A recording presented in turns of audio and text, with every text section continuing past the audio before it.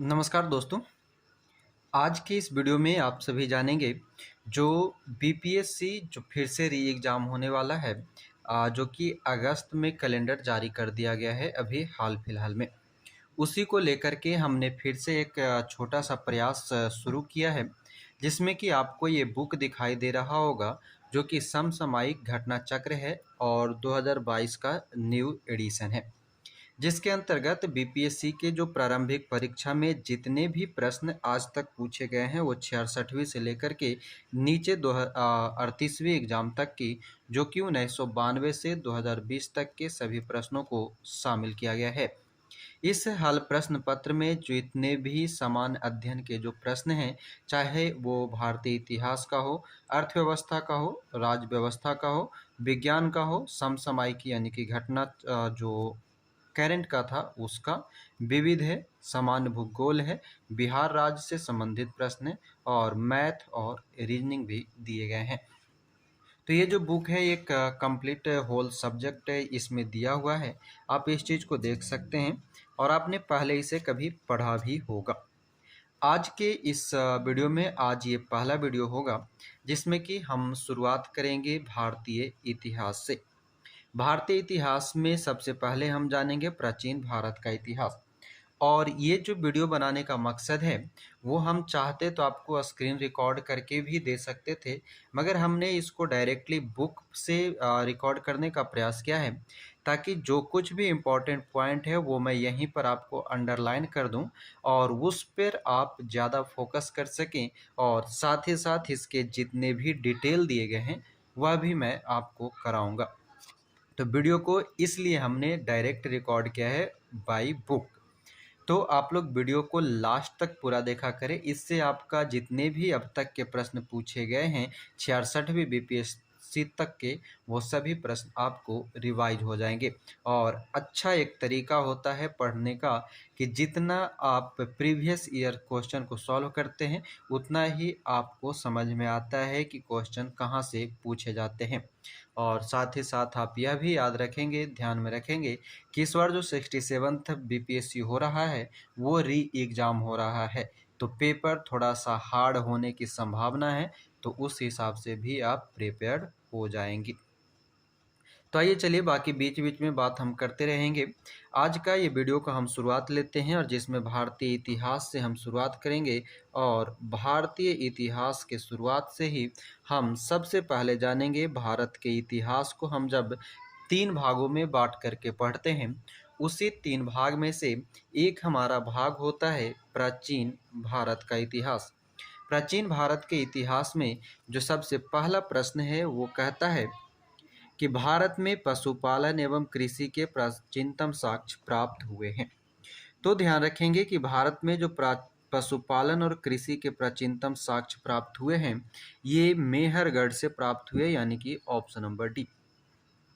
तो आइए देखते हैं इसके डिटेल में क्या कहता है।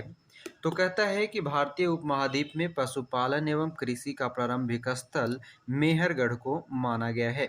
मेहरगढ़ जो कि 7000 से 550 मतलब 5500 ईसा पूर्व के मध्य मानव बसाव का क्षेत्र था। कुछ विद्वान जो कि मेहरगढ़ में पशुपालन का काल को 8500 ईसा पूर्व से मानते हैं। नवीनतम खोजों के आधार पर भारतीय उपमहाद्वीप में प्राचीनतम कृषि साक्ष्य वाला स्थल उत्तर प्रदेश के, ध्यान देंगे, उत्तर प्रदेश के संत कबीर नगर जिले में स्थित लहुरा देव है। क्या कह रहा है कि भारतीय उपमहाद्वीप में प्राचीनतम कृषि साक्ष्य वाला स्थल उत्तर प्रदेश के संत कबीर नगर जिले में स्थित लहुरा देव है। यहाँ से 7000 ईस्वी से 9000 ईस्वी पूर्व के मध्य मानव के बसने तथा निश्चित तौर पर 6400 ईसा पूर्व के चावल के साक्ष्य प्राप्त हुए हैं। चावल के साक्ष्य प्राप्त हुए हैं। उल्लेखनीय यह है कि नवीनतम खोज के पूर्व भारतीय उपमहाद्वीप का प्राचीनतम कृषि साक्ष्य वाला स्थल मेहरगढ़ जो कि पाकिस्तान के बलूचिस्तान में स्थित है, जहां पर 7000 से 5500 ईस्वी पूर्व के गेहूं के साक्ष्य मिले हैं। तो ध्यान रखना है, कृषि के साक्ष्य के अंतर्गत गेहूं के साक्ष्य मिले हैं। इसके साथ ही चावल के साक्ष्य वाला स्थल जो है वह है एक कोल्डीहवा, जो कि प्रयागराज जिले के बेलन नदी के तट पर स्थित है, जहां से 6500 ईसा पूर्व में चावल की भूसी के साक्ष्य मिले हैं। तो साथ में याद रखेंगे कि मेहरगढ़ के साथ साथ आपको कोल्डीहवा से भी चावल के साक्ष्य मिले हैं, और साथ ही साथ एक कहाँ से मिले थे, तो लाहुरा देव से मिले हैं। तो ये 3 जगह हैं जहाँ से कृषि के साक्ष्य प्राप्त होते हैं, और आपके ऑप्शन में जो है सिर्फ मेहरगढ़ था, इसलिए हमारा सही आंसर है मेहरगढ़। तो जितने भी पॉइंट हम अंडरलाइन करेंगे उस पर ज़्यादा ध्यान रखेंगे, जहाँ ज़रूरत पड़ेगा हम रिपीट करेंगे, या फिर जब आपको नहीं समझ में आए तो फिर से वीडियो को थोड़ा सा पीछे बैक करेंगे और रिवाइंड करके फिर से सुन लेंगे। चलिए, दूसरा प्रश्न है कि निम्नलिखित में से किसको कैलकोलिथिक युग भी कहा जाता है। ऑप्शन आप खुद पढ़ा करेंगे, और यहाँ पर देखें तो कैलकोलिथिक युग यानी कि जो ताम्रपाषाण युग है उसको हम कैलकोलिथिक युग के नाम से जानते हैं। और जिन संस्कृतियों में तांबे के औजार के साथ ही पत्थर के बने उपकरणों का प्रचलन मिलता है उसे ही हम ताम्रपाषाण युग यानी कि तांबा और पत्थर का युग कहते हैं, और इसे ही हम क्या कहेंगे, ताम्रपाषाणिक संस्कृतियां कहा जाता है। तीसरा प्रश्न, तीसरा कहता है कि हड़प्पा में मिट्टी के बर्तनों पर सामान्यतः किस रंग का उपयोग हुआ था। तो हड़प्पा में मिट्टी के बर्तन पर सामान्यतः जो रंग हुआ था वह लाल रंग का था, और ध्यान रखना है कि हड़प्पा में मिट्टी के बर्तन पर सामान्यतः जो रंग उपयोग में किया गया था वह लाल रंग था। चलते हैं आगे, इसका डिस्क्रिप्शन क्या कहता है कि हड़प्पा निवासी मिट्टी के बर्तनों का व्यापक पैमाने पर निर्माण करते थे। प्रारंभिक हड़प्पा सभ्यता में पैर से चालित चाक का प्रयोग किया जाता था। परिपक्व हड़प्पा के दौर में हाथ से चालित चाकों का प्रयोग किया जाने लगा। डिजाइन के आधार पर इन बर्तनों की 2 श्रेणियां थीं। एक तो बिना डिजाइन वाले बर्तन यानी कि जिसमें कोई भी मतलब डिजाइन नहीं बनाया जाता था, तथा दूसरा जो होता था उस पे अच्छे खासे चित्र बनाए जाते थे, जिसे चित्रित मृदभांड कहा जाता था। मृदभांडों को बनाने वाली मिट्टी में रेत का मिश्रण किया जाता था, यानी कि रेत यानी कि बालू का मिश्रण होता था, जिनको पकाने पर यह हल्के भूरे लाल रंग का रूप ग्रहण कर लेती थी। इन मृदभांडों के ऊपरी हिस्से में लाल रंग की पुताई कर दी जाती थी तथा निचले हिस्से में काले रंग के विभिन्न प्रकार की चित्रकारी की जाती थी। तो ध्यान रखना है कि हड़प्पा में मिट्टी के बर्तनों पर सामान्यतः किस रंग का उपयोग हुआ था, तो लाल रंग का, और ये 2 प्रकार के प्रयोग किए जाते थे, एक बिना डिजाइन वाले और दूसरा डिजाइन वाले। जो बिना डिजाइन वाले होते थे वो तो साधारण होते थे, जबकि जो डिजाइन वाले होते थे उनमें 2 तरह से होते थे, एक जो कि हल्के भूरे लाल रंग का और उसको लाल रंग से पुताई कर दिया जाता था, और निचला हिस्सा काले रंग का होता था। चौथा प्रश्न है कि सिंधु सभ्यता निम्नलिखित में से किस युग में पड़ता है। तो सिंधु सभ्यता के बारे में आपने पढ़ा होगा तो जानते होंगे कि आधे ऐतिहासिक काल के रूप में जाना जाता है, और ऐतिहासिक काल का निर्धारण जो है पठनीय लेखन कला यानी कि पढ़ने की और लिखने की कला के ज्ञान के आधार पर किया जाता है। लेखन कला के ज्ञान से पहले का कालखंड प्रागैतिहासिक कालखंड होता है, ये आप पढ़े भी होंगे। यानी कि लेखन कला यानी कि लिखने की कला से पहले के जो समय था उसे हम प्रागैतिहासिक काल कहते थे। भारतीय इतिहास में 2500 बीसी से 600 बीसी का कालखंड जो है वह आधे ऐतिहासिक यानी कि आधा पढ़ा और आधा लिखा जाने वाला काल कहलाया। सैंधव सभ्यता जो कि आधे ऐतिहासिक काल सभ्यता है, ध्यान देंगे क्योंकि यहाँ पर लेखन कला का ज्ञान तो था परंतु अभी तक इसे पढ़ा नहीं जा सका था। जो लिखने की कला का तो ज्ञान था और जिसे हम पढ़ नहीं सके उसे ही हम क्या कहते हैं, आधे ऐतिहासिक काल कहते हैं। पांचवा प्रश्न, सिंधु घाटी सभ्यता की सबसे महत्वपूर्ण विशेषता क्या है। तो सिंधु घाटी सभ्यता की अगर ऑप्शन के अनुसार देखा जाए तो पक्की ईंट से बनी इमारत सिंधु घाटी सभ्यता की सबसे महत्वपूर्ण विशेषता है। बाकी प्रथम असली मेहराब, पूजा स्थल, कला और वास्तुकला ये सभी सिंधु घाटी सभ्यता की विशेषताओं में नहीं माना जाता है। तो देखें तो क्या कहता है कि सिंधु घाटी सभ्यता की प्रमुख विशेषता नगर नियोजन को माना जाता है। पहला क्या कहा? नगर नियोजन को। यहाँ नगर और कस्बे एक निश्चित योजना के अनुसार बसाए जाते थे। पक्की ईंट से बनी इमारतों में मोहनजोदड़ो का विशाल स्नानागार, ध्यान रखेंगे, मोहनजोदड़ो का जो विशाल स्नानागार एवं अन्नागार प्रमुख है। इनकी सतह पक्की ईंटों की हैं जिससे जिप्सम तथा मोर्टार द्वारा जोड़ा गया है, यानी कि सीमेंट के माध्यम से जोड़ा गया था। यानी कि सीमेंट की जो मिश्रण है जिप्सम और मोर्टार वो उस समय भी लगभग अधूरे रूप में पाए जाते थे। आइए चलिए अगले प्रश्न पे चलते हैं।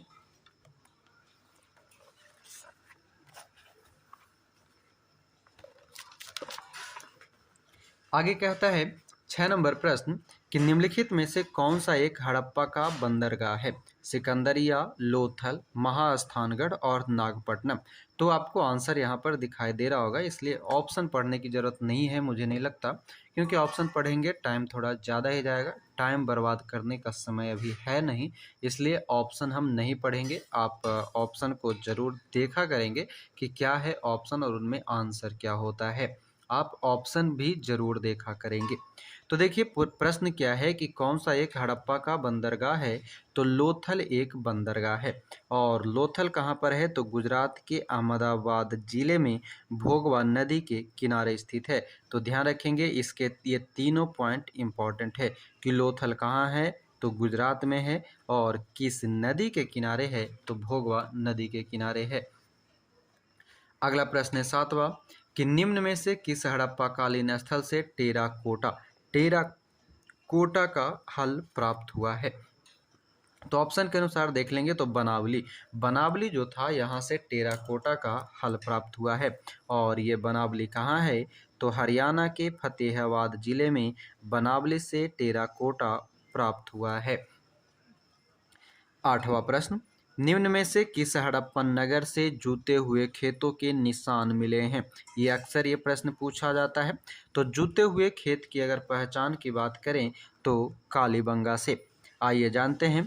कहता है कि प्रश्नगत हड़प्पा सभ्यता के स्थलों में से खंभात की खाड़ी के निकट स्थित लोथल से गोदीवाड़ा के साक्ष्य मिले हैं। ध्यान देंगे क्या कह रहा है कि लोथल से गोदीवाड़ा के साक्ष्य मिले हैं। राजस्थान के हनुमानगढ़ जिले में घग्गर नदी के किनारे स्थित कालीबंगा किस नदी के किनारे? तो घग्गर नदी के किनारे स्थित है कालीबंगा, और कालीबंगा से जूते हुए खेत के साक्ष्य मिले हैं। साथ ही साथ क्या कहता है कि गुजरात के धौलावीरा से हड़प्पा लिपि के बड़े आकार के 10 चिन्हों वाला एक शिलालेख मिला है। कहाँ से? तो गुजरात के धौलावीरा से। और उसके बाद क्या कह रहा है कि हरियाणा के फतेहाबाद जिले में स्थित बनावली से पक्की ईंट यानी कि पक्की मिट्टी की बनी हुई हल प्राप्त हुई है। तो अब देखिए यहाँ पर क्या क्या कहा। कहता है कि लोथल से गोदीवाड़ा के साक्ष्य मिले हैं, और उसके बाद कालीबंगा या जो कि घग्गर नदी के किनारे स्थित है वहां से जूते हुए खेत के साक्ष्य मिले हैं। गुजरात के धौलावीरा से 10 चिन्हों वाला एक शिलालेख मिला है। 10 चिन्हों वाला शिलालेख ये इंपॉर्टेंट है इस एवज में कि गुजरात के धौलावीरा से मिला है। उसके साथ साथ हरियाणा में स्थित है बनावली, और बनावली से पक्की मिट्टी की बनी हुई हल प्राप्त हुआ है।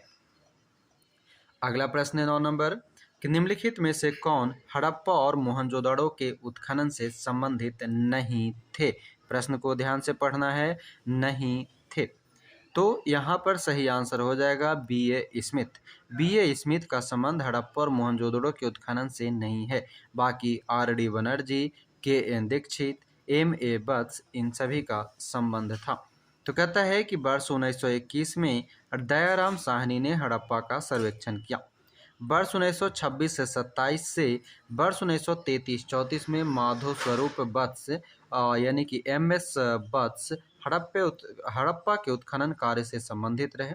मोहनजोदड़ो की खोज जो है सर्वप्रथम 1922 में मोहनजोदाड़ो की खोज जो है 1922 में किसके द्वारा, तो रखालदास बनर्जी ने किया था। इसके पुरातात्विक महत्व की यहाँ देखेंगे, इसके पुरातात्विक महत्व की ओर ध्यान आकर्षित किया। इसके अतिरिक्त कुछ अन्य विद्वान KN दीक्षित, अर्नेस्ट मैके और लस्टीन, A घोष, JP जोशी आदि ने भी इस सभ्यता की खोज में महत्वपूर्ण योगदान दिया।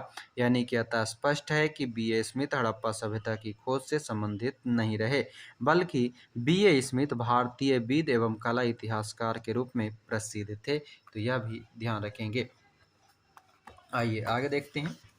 थोड़ा सा ये बुक फोल्ड करने में प्रॉब्लम हो रहा है। हाँ, अब देखेंगे। 10 नंबर प्रश्न है कि बोगाज कोई का महत्व इसलिए है कि, बोगाज कोई क्यों महत्वपूर्ण है। तो ध्यान रखेंगे कि बोगाज कोई वहाँ जो शिला अभिलेख प्राप्त हुए हैं उनमें वैदिक देवी एवं देवताओं का वर्णन मिलता है। बोगाज कोई क्या है, तो आइए देखते हैं डिटेल में। कहता है कि बोगाज कोई जिसे हम एशिया माइनर भी कहते हैं, बोगाज कोई से 14वीं शताब्दी ईस्वी पूर्व के कुछ अभिलेख मिले हैं।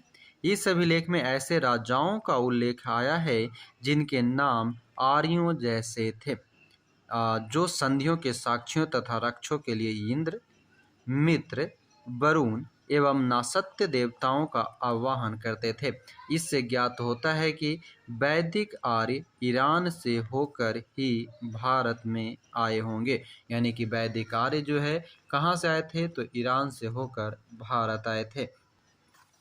अगला प्रश्न क्या है 11 नंबर, कि प्रसिद्ध 10 राजाओं का युद्ध किस नदी के तट पर लड़ा गया। आप वीडियो को पूरा देखा करेंगे, आपके पास समय कम है और वीडियो के माध्यम से अगर आप इसको स्पीड दुगना भी करके सुन लेते हैं तो आपका एक तरह से रिवीजन होगा। आपने ये पढ़ा होगा, बस आपको रिवीजन की ज़रूरत है और वही हम एक प्रयास कर रहे हैं रिवीजन के लिए। आइए देखिए 11 नंबर प्रश्न कहता है कि प्रसिद्ध 10 राजाओं का युद्ध किस नदी के तट पर लड़ा गया। तो 10 राजाओं का युद्ध, जिसे हम दशराग्य युद्ध भी कहते हैं, ये परुस्नी नदी के तट पर लड़ा गया था। परुस्नी नदी को ही वर्तमान में रावी नदी भी कहा जाता है, जिसमें कहा जाता है कि भरतों के राजा, ध्यान से सुनेंगे, भरतों के राजा सुदास ने 10 राजाओं के संघ को हराया। तो राजा कौन सा है, भरत के राजा, भरतों के राजा सुदास।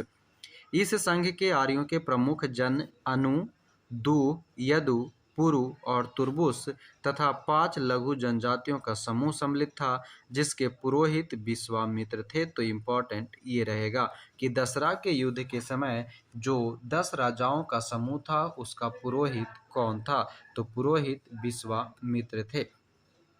12 नंबर प्रश्न देखेंगे। ऋग्वेद का कौन सा मंडल पूर्णतः सोम को समर्पित है। आपको पता होगा कि सोम को समर्पित 9वां मंडल है। ऋग्वेद में बात किया जाए तो कुल 10 मंडल हैं। 9वें मंडल के सभी 114 मंत्र सोम को समर्पित है। सोम जो कि आर्यों का मुख्य पेय था, यानी कि पीने वाला पदार्थ था, जिसे मुंजवत पर्वत से प्राप्त किया जाता था। ध्यान रखेंगे, सोम जो कि एक प्रकार का पेय पदार्थ था वह मुंजवत पर्वत से प्राप्त किया जाता था। ऋग्वेद के 10वें मंडल में चारों वर्ण का चर्चा किया गया, यानी कि जो ब्राह्मण, क्षत्रिय, वैश्य और शूद्र के जो वर्णन है वो 10वें मंडल में है। तो यह भी ध्यान रख लेंगे।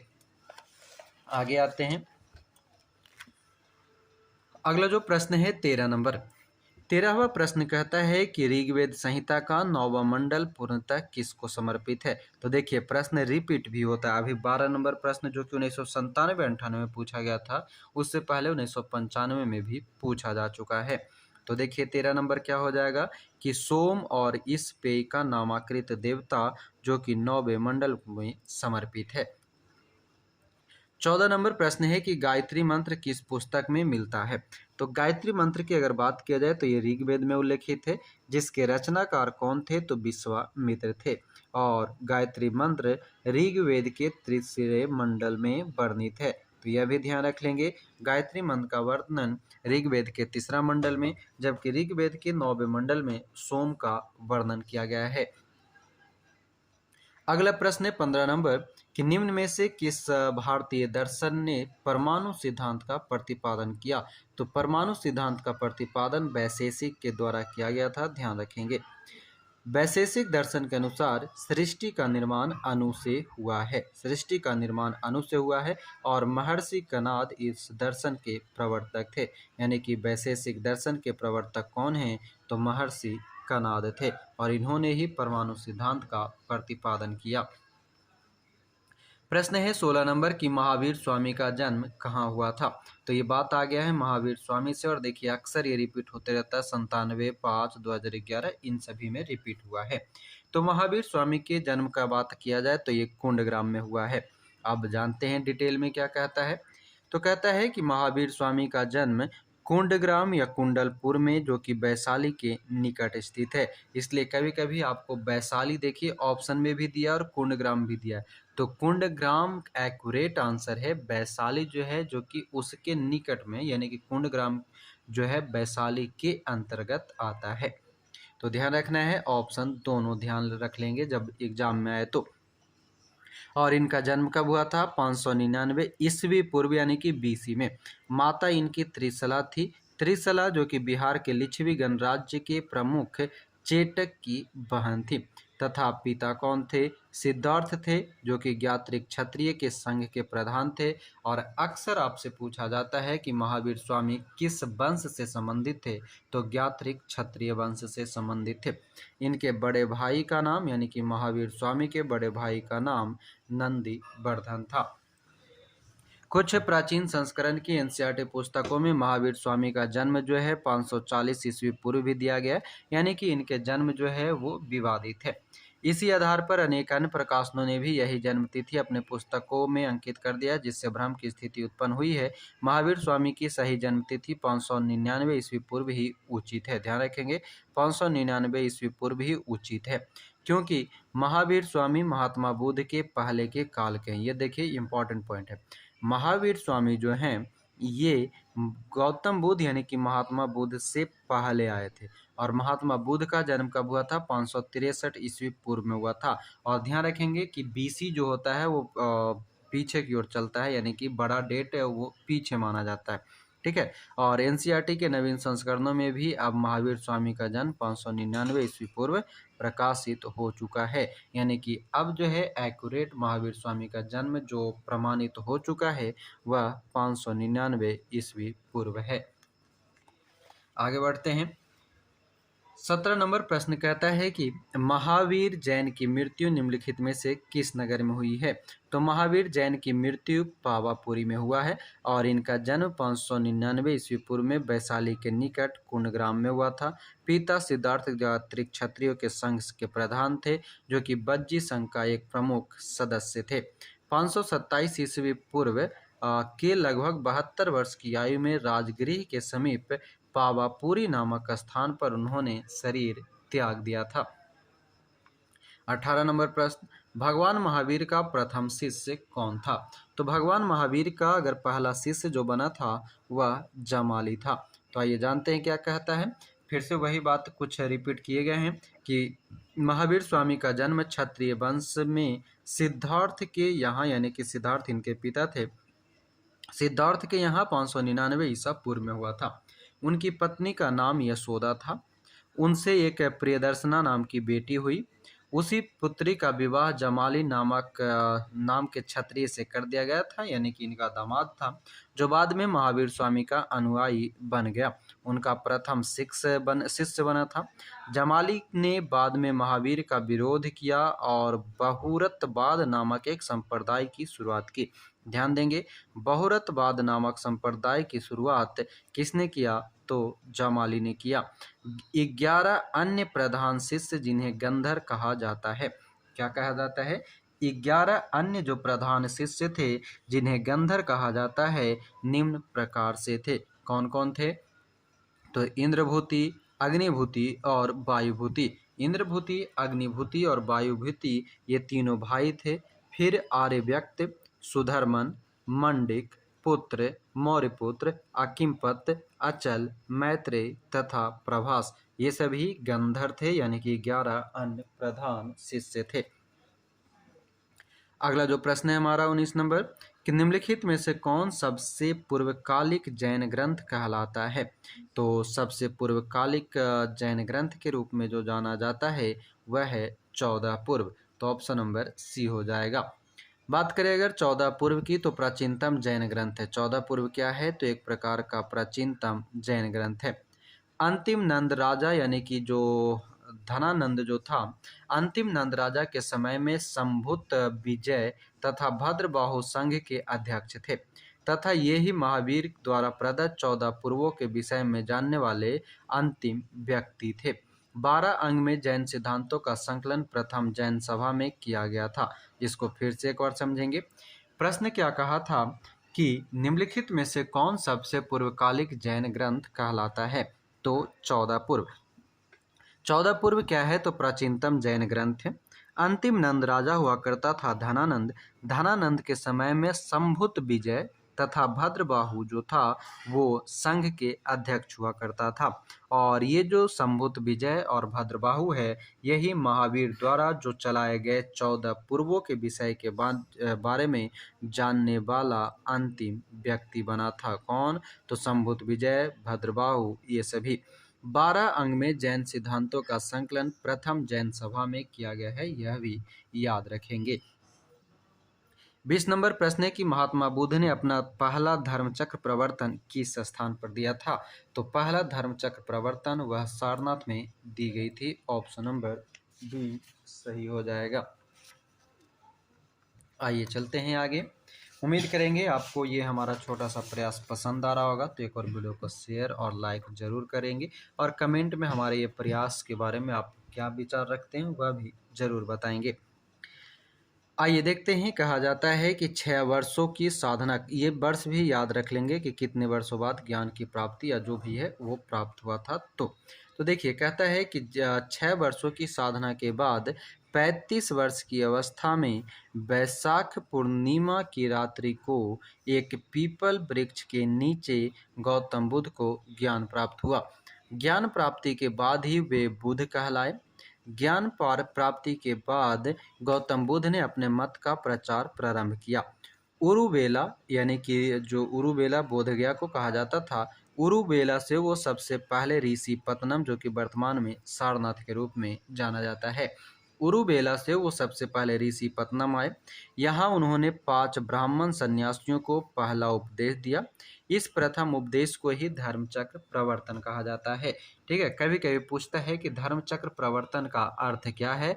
तो पहला उपदेश देना, और यह उपदेश दुख के कारणों, दुख का अंत, उनके समाधान से संबंधित था और इसे ही 4 आर्य सत्य भी कहा जाता है। यानी कि दुख के कारण, दुख का अंत और दुख के समाधान शामिल हैं। अगला प्रश्न है हमारा 21वां कि महात्मा बुद्ध का महापरिनिर्वाण कहाँ हुआ। तो महात्मा बुद्ध का महापरिनिर्वाण कुशीनगर में हुआ था। और कहता है कि महात्मा बुद्ध ने अपना पहला उपदेश सारनाथ में दिया। ध्यान देंगे, अपना पहला उपदेश सारनाथ में दिया। उसके पश्चात वे बौद्ध धर्म के प्रचार के लिए कपिलवस्तु, राजगिरी, वैशाली तथा कोसल राज्य गए थे। सबसे अधिक बौद्ध धर्म का प्रचार कोसल राज्य में हुआ। इंपॉर्टेंट प्रश्न है, अक्सर पूछा जाता है। क्या पूछा जाता है कि सबसे अधिक बौद्ध धर्म का प्रचार कहाँ पर हुआ था। तो कोसल राज्य में। कोसल नरेश हुआ करते थे प्रसेनजित। प्रसेनजित ने भी अपने परिवार के साथ बुद्ध की शिष्यता ग्रहण की। अपना प्रचार करते हुए वे मल्लों की राजधानी पावा पहुँचे। कहाँ पर? पावा पहुँचे। वे चुंद नामक लुहार, ध्यान देंगे, चुंद नामक लुहार की आम्र वाटिका में ठहरे। उसने बुद्ध को शुकर मद्दब खाने को दिया। शुकर मद्दब यानी कि खीर के रूप में जाना जाता था। शुकर मद्दब खाने को दिया। इससे उन्हें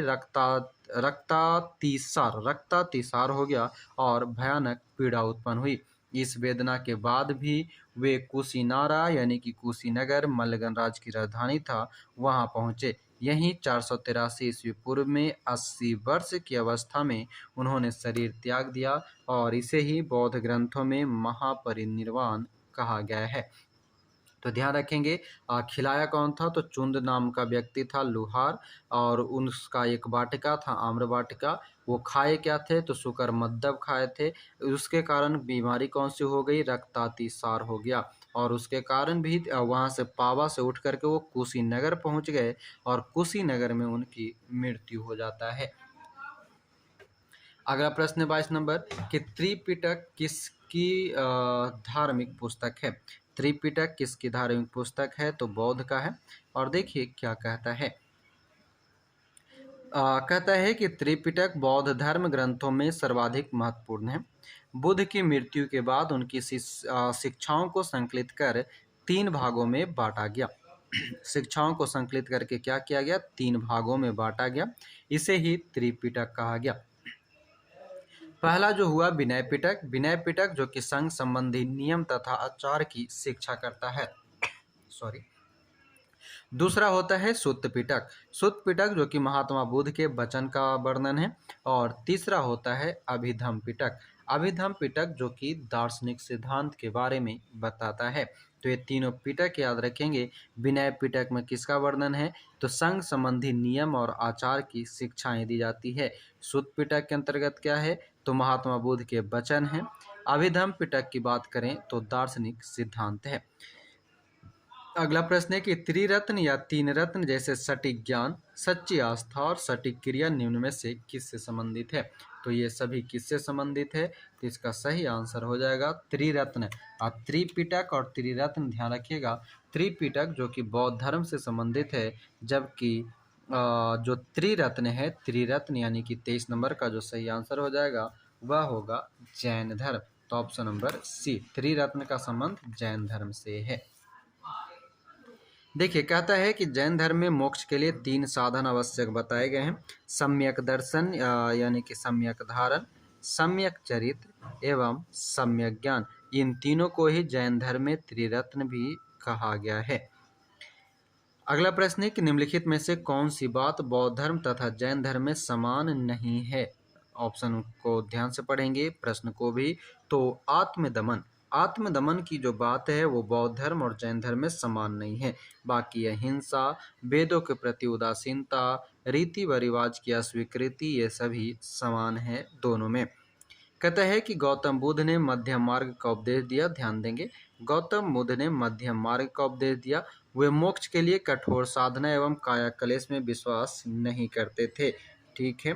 इसके विपरीत महावीर स्वामी ने मोक्ष प्राप्ति के लिए घोर तपस्या तथा शरीर त्याग को आवश्यक बताया था। यही दोनों में भिन्नता थी, यानी कि आत्मदमन का।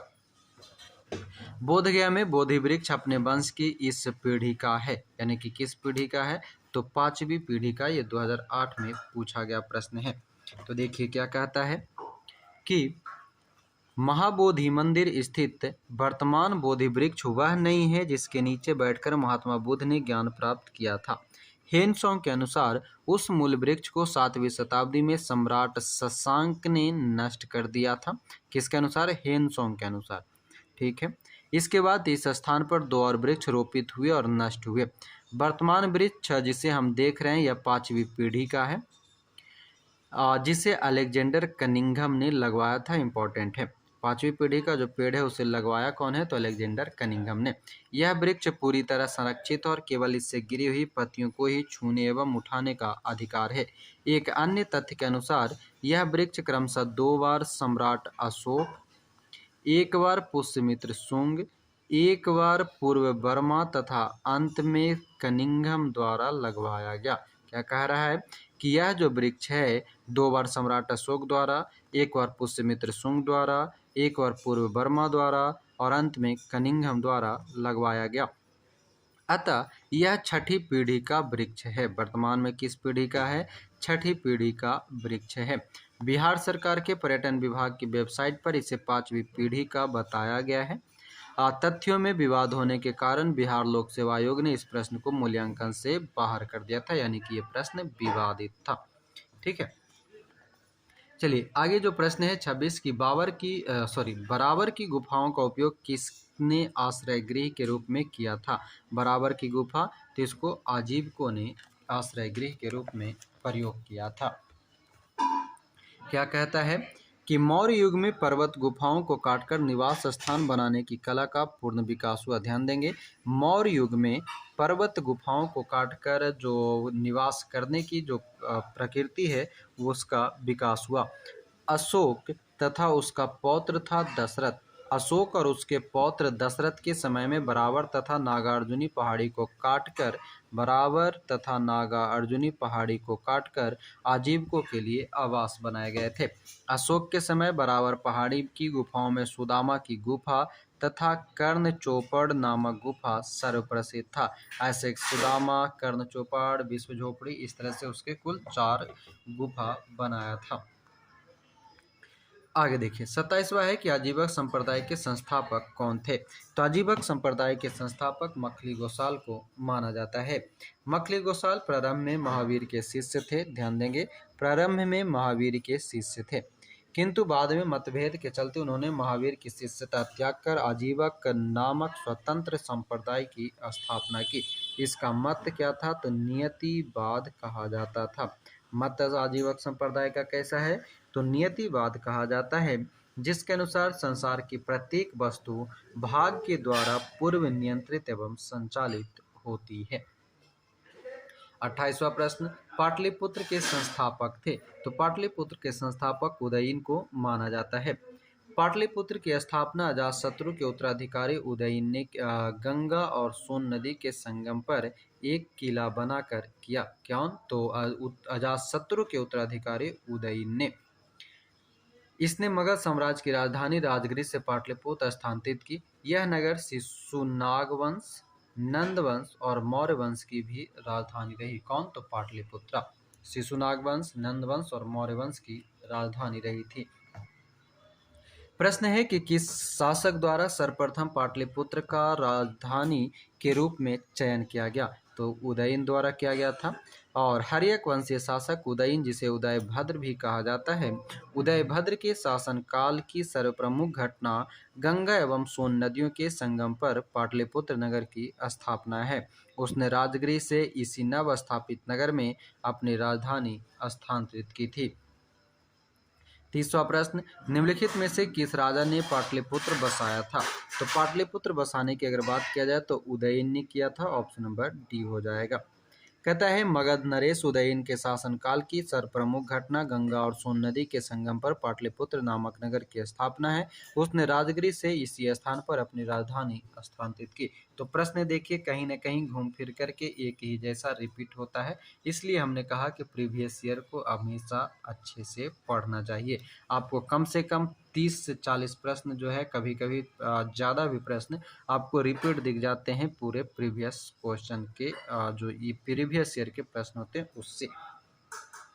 आइए देखते हैं 31वां प्रश्न क्या कहता है कि विश्व का पहला गणतंत्र वैशाली में किसके द्वारा स्थापित किया गया था।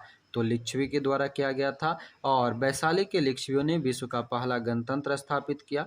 वैशाली बुद्ध काल का सबसे बड़ा तथा शक्तिशाली गणराज्य था। बुद्ध काल का लिच्छवी जो है बज्जी संघ के सर्वप्रमुख हुआ करते थे।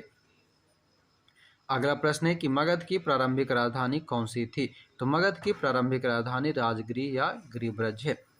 पुराणों के अनुसार मगध पर शासन करने वाला पहला राजवंश बृहद्रथ वंश था। ध्यान देंगे, पहला राजवंश जो कि मगध पर शासन किया था वह था बृहद्रथ राजवंश। इस वंश के पहले राजा बृहद्रथ का पुत्र जरासंध था, जिसने राजगृह यानी कि गिरिब्रज को अपनी राजधानी बनाया। ध्यान देंगे, जरासंध जो था उसने अपनी राजधानी किसको बनाया, राजगृह या गिरिब्रज को बनाया। बौद्ध ग्रंथों के अनुसार मगध का प्रथम प्रतापी शासक बिंबिसार था। ध्यान देना है, बौद्ध ग्रंथ के अनुसार मगध का प्रथम प्रतापी शासक बिंबिसार था। यह हर्यक वंश से संबंधित था। इसकी मृत्यु 492 ईसा पूर्व में हो गई, किसकी, बिंबिसार की। इसके बाद अजातशत्रु मगध का शासक बना। अजातशत्रु के पुत्र उदयन ने अपनी राजधानी राजगृह से पाटलिपुत्र स्थानांतरित किया। 33वां प्रश्न, अजातशत्रु के वंश का नाम क्या है। तो 2011 का बीपीएससी में पूछा हुआ है, हर्यक वंश से था। तो मगध का शासक हुआ करता था अजातशत्रु, जो कि 492 से 460 ईसा पूर्व यानी कि बीसी में था। अजातशत्रु अपने पिता एवं हर्यक वंश के संस्थापक बिंबिसार की हत्या कर राजगद्दी पर बैठा। इसकी हत्या भी उसके पुत्र उदयन यानी कि कौशाम्बी के वत्स राजा उदयन से भिन्न ने कर दिया। ध्यान रखिएगा कि अजातशत्रु की भी हत्या कौन किया था, तो उसका बेटा उदयन ने किया था। और उदयन क्या कह रहा है कि कौशाम्बी के वत्स राजा उदयन से भिन्न, मतलब कि उदयन से अलग होकर के किया था। 34वां है सेंड्रोकोट्स से चंद्रगुप्त मौर्य की पहचान किसने की है, तो सेंड्रोकोट्स के रूप में विलियम जोन्स ने चंद्रगुप्त मौर्य की पहचान किया है। विलियम जोन्स पहले विद्वान थे जिन्होंने सेंड्रोकोट की पहचान मौर्य शासक चंद्रगुप्त मौर्य से की। एरियन तथा प्लूटार्क ने चंद्रगुप्त मौर्य को एंड्रोकोट्स के रूप में वर्णित किया है, जबकि जस्टिन ने सैंड्रोकोट्स यानी कि चंद्रगुप्त मौर्य और सिकंदर महान की भेंट का उल्लेख किया है। ध्यान रखेंगे, विलियम जोन्स ने चंद्रगुप्त मौर्य को सैंड्रोकोट्स कहा, जबकि एरियन और प्लूटार्क ने चंद्रगुप्त मौर्य को एंड्रोकोट्स कहा, जबकि जस्टिन जो था सैंड्रोकोट्स यानी कि जो विलियम जोन्स के द्वारा नाम दिया गया सैंड्रोकोट्स था, उसी को यानी कि चंद्रगुप्त मौर्य को और सिकंदर महान के बीच में जो भेंट हुआ था, मिलन हुआ था, उसके बारे में चर्चा जस्टिन ने दिया है। चलते अगले प्रश्न की ओर। उम्मीद करेंगे आप हम आराम से आपको करा रहे हैं, आपके दिमाग में कुछ जा भी रहा होगा, सीख भी रहे होंगे और हमारा ये प्रयास भी आपको बेहतर लग रहा होगा। और अगर बेहतर लग रहा है तो उम्मीद करेंगे आप हमारे वीडियो को लाइक भी जरूर करेंगे। आइए देखते हैं 35। कहता है कि ब्राह्मी लिपि को सर्वप्रथम किसने पढ़ा, तो ब्राह्मी लिपि को सबसे पहले जेम्स प्रिंसेप ने पढ़ा था, ये याद रखें। कहता है सर्वप्रथम 1837 ईस्वी में जेम्स प्रिंसेप नामक अंग्रेज विद्वान ने अशोक के लेख यानी कि ब्राह्मी लिपि का उद्वाचन किया, किंतु उन्होंने लेखों के देवानामपीय की पहचान सिंहल के राजा तीस से कर डाली। ध्यान दीजिएगा, क्या कहा कि जेम्स प्रिंसेप ने जो ब्राह्मी लिपि जो अशोक के लेख था उसको पढ़ा तो सही, लेकिन देवानाम प्रिय की पहचान जो है वो यानी कि अशोक का जो पहचान है वो सिंहल के राजा तीस से कर डाला।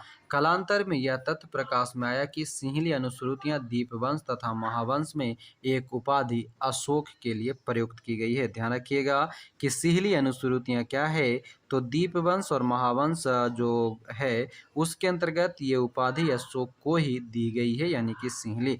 अंततः वर्ष 1915 में मास्की अरनी की कर्नाटक से प्राप्त लेख में अशोक नाम भी पढ़ लिया गया, यानी कि मास्की जो है वो कर्नाटका में है, वहाँ पर मुख्य रूप से अशोक का नाम स्पष्ट हो पाया।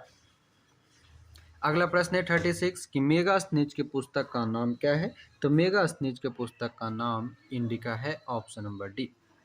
चंद्रगुप्त मौर्य सिकंदर का समकालीन शासक था। सिकंदर के समकालीन विदेशी लेखक निरियाकस, ओनेसिक्रियस, अरिस्टोबुलस तथा मेगास्थनीज था, जिनके विवरण चंद्रगुप्त मौर्य के विषय में सूचनाएं देते हैं। विदेशी लेखकों में मेगास्थनीज का नाम सर्वाधिक महत्वपूर्ण है। इसकी पुस्तक है इंडिका, जो कि मौर्य इतिहास का प्रमुख स्रोत माना जाता है। यानी कि सिकंदर के समय जो ब्रिटिश लेखक कौन कौन था, निरियाकस, ओनेसिक्रिस्टस, अरिस्टोबुलस और मेगास्थनीज। 37 नंबर प्रश्न है इंडिका का लेखक कौन था, तो मेगास्थनीज की पुस्तक इंडिका में पाटलिपुत्र के नगर प्रशासन का वर्णन मिलता है। कहाँ, पाटलिपुत्र के नगर प्रशासन का वर्णन इंडिका में मिलता है। इसके अनुसार पाटलिपुत्र नगर का प्रशासन 30 सदस्यों की विभिन्न समितियों द्वारा होता था। इनकी कुल 6 समितियां होती थी। प्रत्येक समिति में 5 सदस्य यानी कि 6 पंजे 30। समिति का कार्य बिक्री कर वसूल करना था। ध्यान देंगे, समिति का कार्य हुआ करता था बिक्री कर यानी कि सेल टैक्स वसूल करना। बिक्री कर मूल्य का 10वें भाग के रूप में लिया जाता था, 1/10। करों की चोरी करने वाले को मृत्यु दंड दिया जाता था, यानी कि बी नंबर सही है। 38 है मेगास्थनीज दूत था। मेगास्थनीज किसका दूत था, तो सेल्यूकस निकेटर यानी कि सेल्यूकस का था, ऑप्शन नंबर ए। देखते हैं आगे। कहता है कि मेगास्थनीज सेल्यूकस निकेटर द्वारा चंद्रगुप्त मौर्य की राज्यसभा में भेजा गया यूनानी राजदूत था। मेगास्थनीज कौन था? तो सेल्यूकस निकेटर द्वारा भेजा गया यूनानी राजदूत था। इसके पूर्व यह अराकोसिया, ध्यान दीजिएगा, इसके पूर्व मेगास्थनीज अराकोसिया के क्षत्रप के राज दरबार में सेल्यूकस का राजदूत रह चुका था। मेगास्थनीज ने काफी समय तक मौर्य दरबार में निवास किया।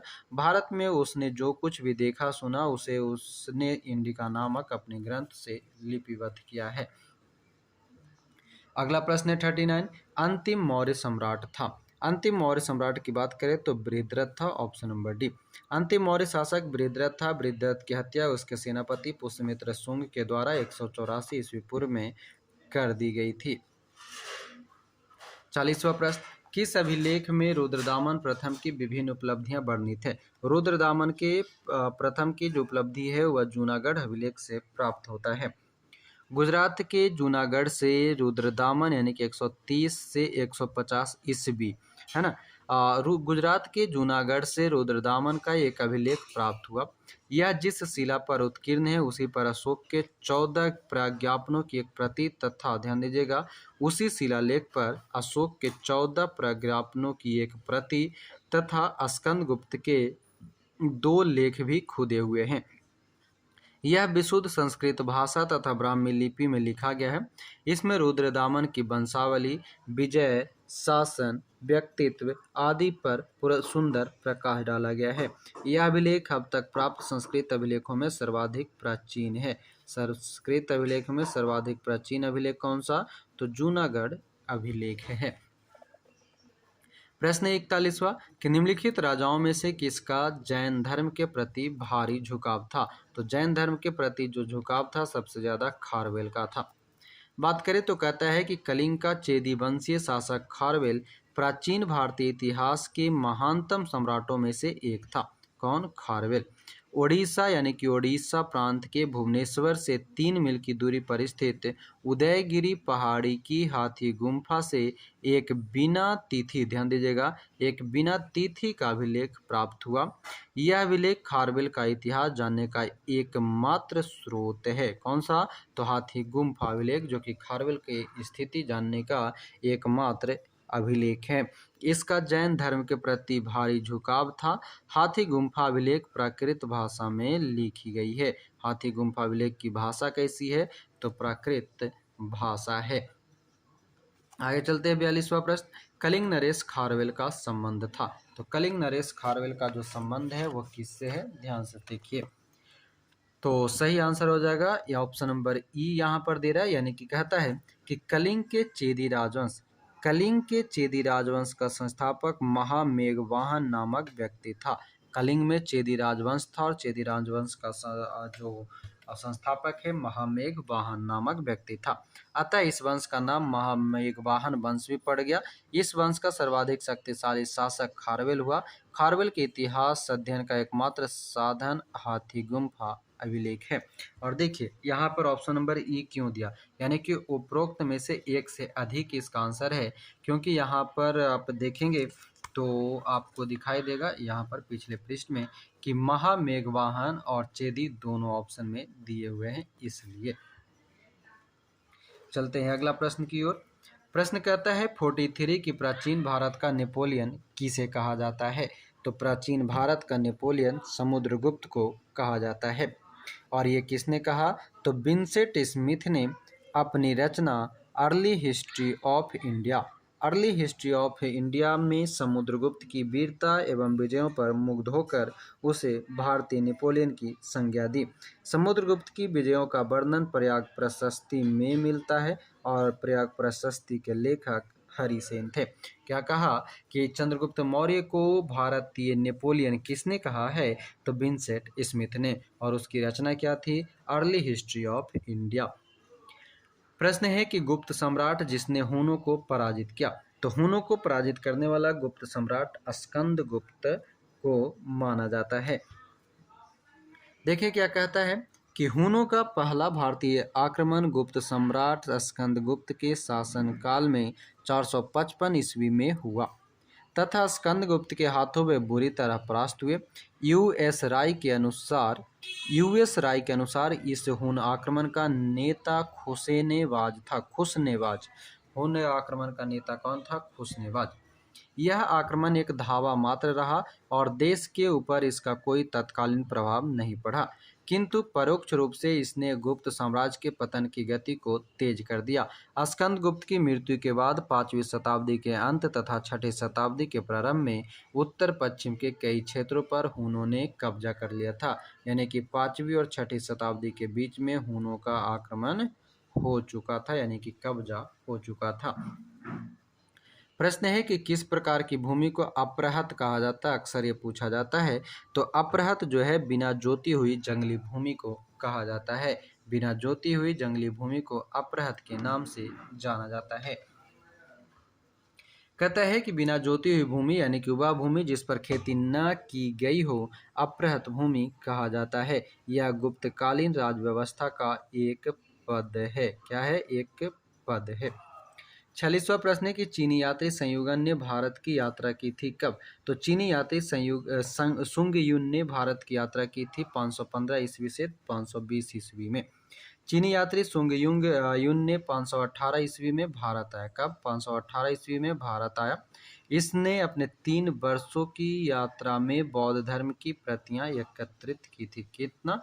बौद्ध धर्म की प्रतियां एकत्रित की थी। 47वां है कि हर्षवर्धन के शासनकाल में किस चीनी यात्री ने भारत की यात्रा की थी? तो हर्षवर्धन के शासनकाल में किस चीनी यात्री ने भारत की यात्रा की थी? तो वह था हुएनसोंग। कहता है कि हर्षवर्धन के समय ही सर्वप्रमुख घटना चीनी यात्री हुएनसोंग के भारत आगमन की। किसके समय में? हर्षवर्धन के समय में। उसकी उत्कट अभिलाषा महात्मा बुद्ध के चरण चिन्हों द्वारा पवित्र किए स्थानों को देखने एवं पवित्र बौद्ध ग्रंथों का अध्ययन करने की थी, जो उन दिनों भारत में सुलभ थे। इस उद्देश्य की पूर्ति हेतु उसने तांग शासकों की राजधानी चंगन, ध्यान दीजिएगा, तांग शासकों की राजधानी चंगन से भारतवर्ष के लिए 1929 में प्रस्थान किया। अपनी भारत यात्रा के ऊपर उसने ग्रंथ लिखा जिसे CU की उसकी पुस्तक का नाम है। अगला प्रश्न है कल्हन की पुस्तक का नाम क्या है? तो कल्हन की पुस्तक का नाम राजतरंगिणी है। Option number D. कल्हन ने राजतरंगिणी में कश्मीर का इतिहास लिखा। ध्यान दीजिएगा, कल्हन ने राजतरंगिणी में कश्मीर का इतिहास लिखा। इस ग्रंथ की रचना कल्हन ने जयसिंह के शासनकाल में, जो कि 1127 से 1159 ईस्वी तक शासक था, उसमें पूर्ण किया। चंद्रगुप्त मौर्य के प्रधानमंत्री चाणक्य ने राजनीति शास्त्र पर प्रसिद्ध ग्रंथ अर्थशास्त्र की रचना की है। अर्थशास्त्र का जो संबंध है वो किससे है? राजनीति शास्त्र से है। अगला प्रश्न 49 कि उदंतपुर शिक्षा केंद्र निम्न में से किस राज्य में अवस्थित है? उदंतपुर या उदंतपुरी शिक्षा केंद्र ये बिहार में स्थित है। Option number B. आगे चलते हैं। उम्मीद करेंगे आप लोग अभी तक बने हुए हैं, यानी कि आपको ये वीडियो पसंद आया होगा और आपके लिए इन्फॉर्मेटिव है। वीडियो थोड़ा लंबा भी रहेगा क्योंकि इसमें टोटल 117 प्रश्न है, तो वीडियो लंबा होगा, मगर आपके लिए लंबा मायने नहीं रखेगा। आपके लिए ये टाइम जो है, क्योंकि आप अगर खुद सेल्फ स्टडी कर पाते तो हमें नहीं लगता कि इतना जल्दी आप कर पाएंगे, क्योंकि हमें भी पता है आपका समय और मुझे भी पता है मेरा अपना समय किस तरह से ये बिताना है। तो इसलिए हम आपका समय ज़्यादा न लेते हुए आराम से, मगर ताकि शांति प्रिय ढंग से आपके दिमाग में वो प्रश्न और आंसर आपके दिमाग में रहे भी और आप जल्दी से उसे कवर भी कर पाएँ। हाँ, तो देखिए हम बात कर रहे थे कि उदंतपुर, जिसे उदनापुर भी कहा जाता है, प्राचीन काल में एक प्रमुख शिक्षा केंद्र था। यह बिहार राज्य में अवस्थित है और इसकी स्थापना पाल वंश के प्रथम शासक गोपाल ने की थी। 50वां प्रश्न है कि कर्नाट वंश का संस्थापक कौन था? तो कर्नाट वंश का संस्थापक नान्यदेव था। कर्नाट वंश के संस्थापक नान्यदेव, जो कि 1097 से 98 ईस्वी तक थे, वे एक महान योद्धा थे। नान्यदेव ने कर्नाट की राजधानी सिमरावगढ़, ध्यान दीजिएगा, नान्यदेव ने कर्नाट की राजधानी सिमरावगढ़ को बनाया। कर्नाट वंश का शासनकाल 1097 से 1325 ईस्वी तक मिथिला का स्वर्ण युग कहलाता है। कर्नाट वंश का शासनकाल 1097 से 1325 ईस्वी तक मिथिला का स्वर्ण युग के नाम से जाना जाता है। प्रश्न है कि कर्नाट वंश का अंतिम शासक कौन था। संस्थापक तो नान्यदेव हो गया, लेकिन अंतिम शासक कौन था, तो हरि सिंह था। कर्नाट वंश के अंतिम शासक हरि सिंह देव थे। ये कला और साहित्य के महान संरक्षक थे। इन्होंने पंजी व्यवस्था की शुरुआत की थी। पंजी व्यवस्था की शुरुआत किसने किया है, तो कर्नाट वंश का अंतिम शासक हरि सिंह ने किया है। 52वां प्रश्न कि किस काल में अछूत की अवधारणा स्पष्ट रूप से उद्धित हुई थी। तो अछूत की अवधारणा जो है, यह धर्मशास्त्र के समय में उद्धित हुआ था। बात करें तो कहता है कि धर्मशास्त्रों के समय में 4 वर्ण यानी कि ब्राह्मण, क्षत्रिय, वैश्य एवं शूद्र के अतिरिक्त समाज में अन्य अनेक जातियों यथा अम्बष्ट, उग्र, निषाद, मागध, वैदेहक, रथकार आदि का आर्विभाव अनुलोम एवं प्रतिलोम विवाहों के अनुरूप हो गया। पाणिनि ने 2 प्रकार के शूद्रों का उल्लेख किया है, एक निर्वसित और दूसरा अनिर्वसित। इनमें पहले प्रकार के शूद्र ही अस्पृश्य माने जाते हैं, यानी कि निर्वसित शूद्र जो है वह अस्पृश्य यानी कि छुआछूत से संबंध माने जाते हैं। 53वां प्रश्न है कि कनिष्क के शासनकाल में बौद्ध सभा किस नगर में आयोजित हुई थी। तो कनिष्क के शासनकाल में बौद्ध सभा कश्मीर में हुआ था, ये ध्यान रखेंगे, ऑप्शन नंबर सी। आइए क्या कहता है इस पे संबंधित डिटेल में। कहता है कि बौद्ध धर्म की चौथी और अंतिम संगीति का सभा कुषाण शासक कनिष्क के राजकाल में कश्मीर के कुंडल वन में हुई। इसकी अध्यक्षता वसुमित्र ने की थी। अश्वघोष इसके उपाध्यक्ष थे। यहाँ बौद्ध ग्रंथों के कठिन अंशों पर सम्यक विचार किया गया और प्रत्येक पिटक पर भाष्य लिखे गए। प्रत्येक पिटक पर भाष्य कहाँ पर, तो चौथी बौद्ध संगीति में लिखा गया। कनिष्क ने इन्हें ताम्रपत्रों पर खुदवाकर एक स्तूप में रखवा दिया। किस पर, ताम्रपत्र पर खुदवाया, एक स्तूप में रखवा दिया। त्रिपिटक में लिखे गए इन्हीं भाष्यों को विभाषा शास्त्र कहा जाता है, यानी कि त्रिपिटक में लिखे गए जो भाष्य है उसे विभाषा शास्त्र कहा जाता है। उल्लेखनीय है कि पहली बौद्ध संगीति बुद्ध की मृत्यु के तत्काल बाद राजगिरी के सप्तपर्णी गुफा में हुआ। उस समय मगध का शासक अजातशत्रु था। इसकी अध्यक्षता महाकश्यप ने किया था। दूसरा बौद्ध संगीति कालाशोक के शासनकाल में बुद्ध की मृत्यु के लगभग 100 वर्षों बाद वैशाली में हुई। इसके अध्यक्ष सावकमीर या सर्वकामनी थे। 54 की भगवान बुद्ध के महापरिनिर्वाण के बाद पहली बौद्ध संगीति हुई थी। तो पहली बौद्ध संगीति अभी हम लोगों ने पढ़ा राजगिरी या राजगीर, जो कि अजातशत्रु के समय में महाकश्यप के अध्यक्षता में हुआ था। प्रश्न है 55 कि बुद्ध के जीवन की 4 महत्वपूर्ण घटनाओं और उनसे संबंधित 4 स्थानों का नीचे उल्लेख है। यह 2 स्तंभ 1 और 2 में अंकित है। आपको इसका सुमेल करना है, यानी कि एक तरफ स्तंभ 1 में जन्म यन सभी की बात है और दूसरी तरफ जगह का बात है। तो आइए देखते हैं, डायरेक्ट ऑप्शन से देख लेते हैं। ऑप्शन नंबर सी सही है। कहता है कि महात्मा बुद्ध का जन्म 563 ईस्वी पूर्व में कपिल वस्तु के समीप लुम्बिनी में हुआ, यानी कि जन्म कहाँ पर, लुम्बिनी हो जाएगा। बोध गया में वैशाख पूर्णिमा की रात को उन्हें ज्ञान की प्राप्ति हुई, यानी कि ज्ञान की प्राप्ति कहाँ होगा, तो बोध गया में होगा। काशी के ऋषिपत्तनम यानी कि सारनाथ में उन्होंने प्रथम उपदेश धर्मचक्र परिवर्तन दिया था, यानी कि प्रथम प्रवर्तन सारनाथ में।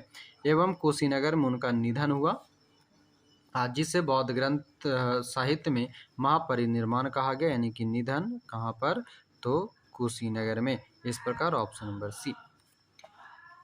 अगला जो प्रश्न है कि बोध गया में महाबोधि मंदिर बनाया गया कहाँ पर बनाया गया था, तो गौतम बुद्ध को ज्ञान की प्राप्ति जहाँ हुई थी वहीं पर महाबोधि मंदिर को बनाया गया है। क्या कहता है कि बोध गया में 6 वर्ष की साधना के बाद 35 वर्ष की आयु में महात्मा बुद्ध को वैशाख पूर्णिमा की रात को एक पीपल वृक्ष के नीचे ज्ञान की प्राप्ति हो गई। यह स्थल पर मंदिर का निर्माण, ध्यान दीजिएगा, मंदिर का निर्माण सम्राट अशोक ने 3री शताब्दी BC में प्रारंभ किया, परंतु इसका वर्तमान स्वरूप 5वीं-6ठी शताब्दी में निर्मित है। यह मंदिर पूरी तरह ईंटों से निर्मित है। वर्ष 2002 में यूनेस्को द्वारा यह विश्व धरोहर स्थल भी घोषित कर दिया गया है, तो याद रख लेंगे। प्रश्न है कि गौतम बुद्ध को एक देवता का स्थान किस राजा के युग में प्राप्त हुआ है। तो गौतम बुद्ध को एक देवता का स्थान कनिष्क के शासनकाल में दिया गया। कनिष्क के शासनकाल में संपन्न चतुर्थ बौद्ध संगीति में बौद्ध धर्म हीनयान एवं महायान दो स्पष्ट एवं स्वतंत्र संप्रदाय में विभक्त हो गया। कब? चौथी बौद्ध संगीति के समय। महायान शाखा में बुद्ध को देवता माना गया। महायान शाखा में बुद्ध को देवता माना गया तथा उनकी पूजा की जाने लगी। इसी के साथ अनेक बोधिसत्वों की भी पूजा प्रारंभ हुई। ठीक है, आगे देखिए।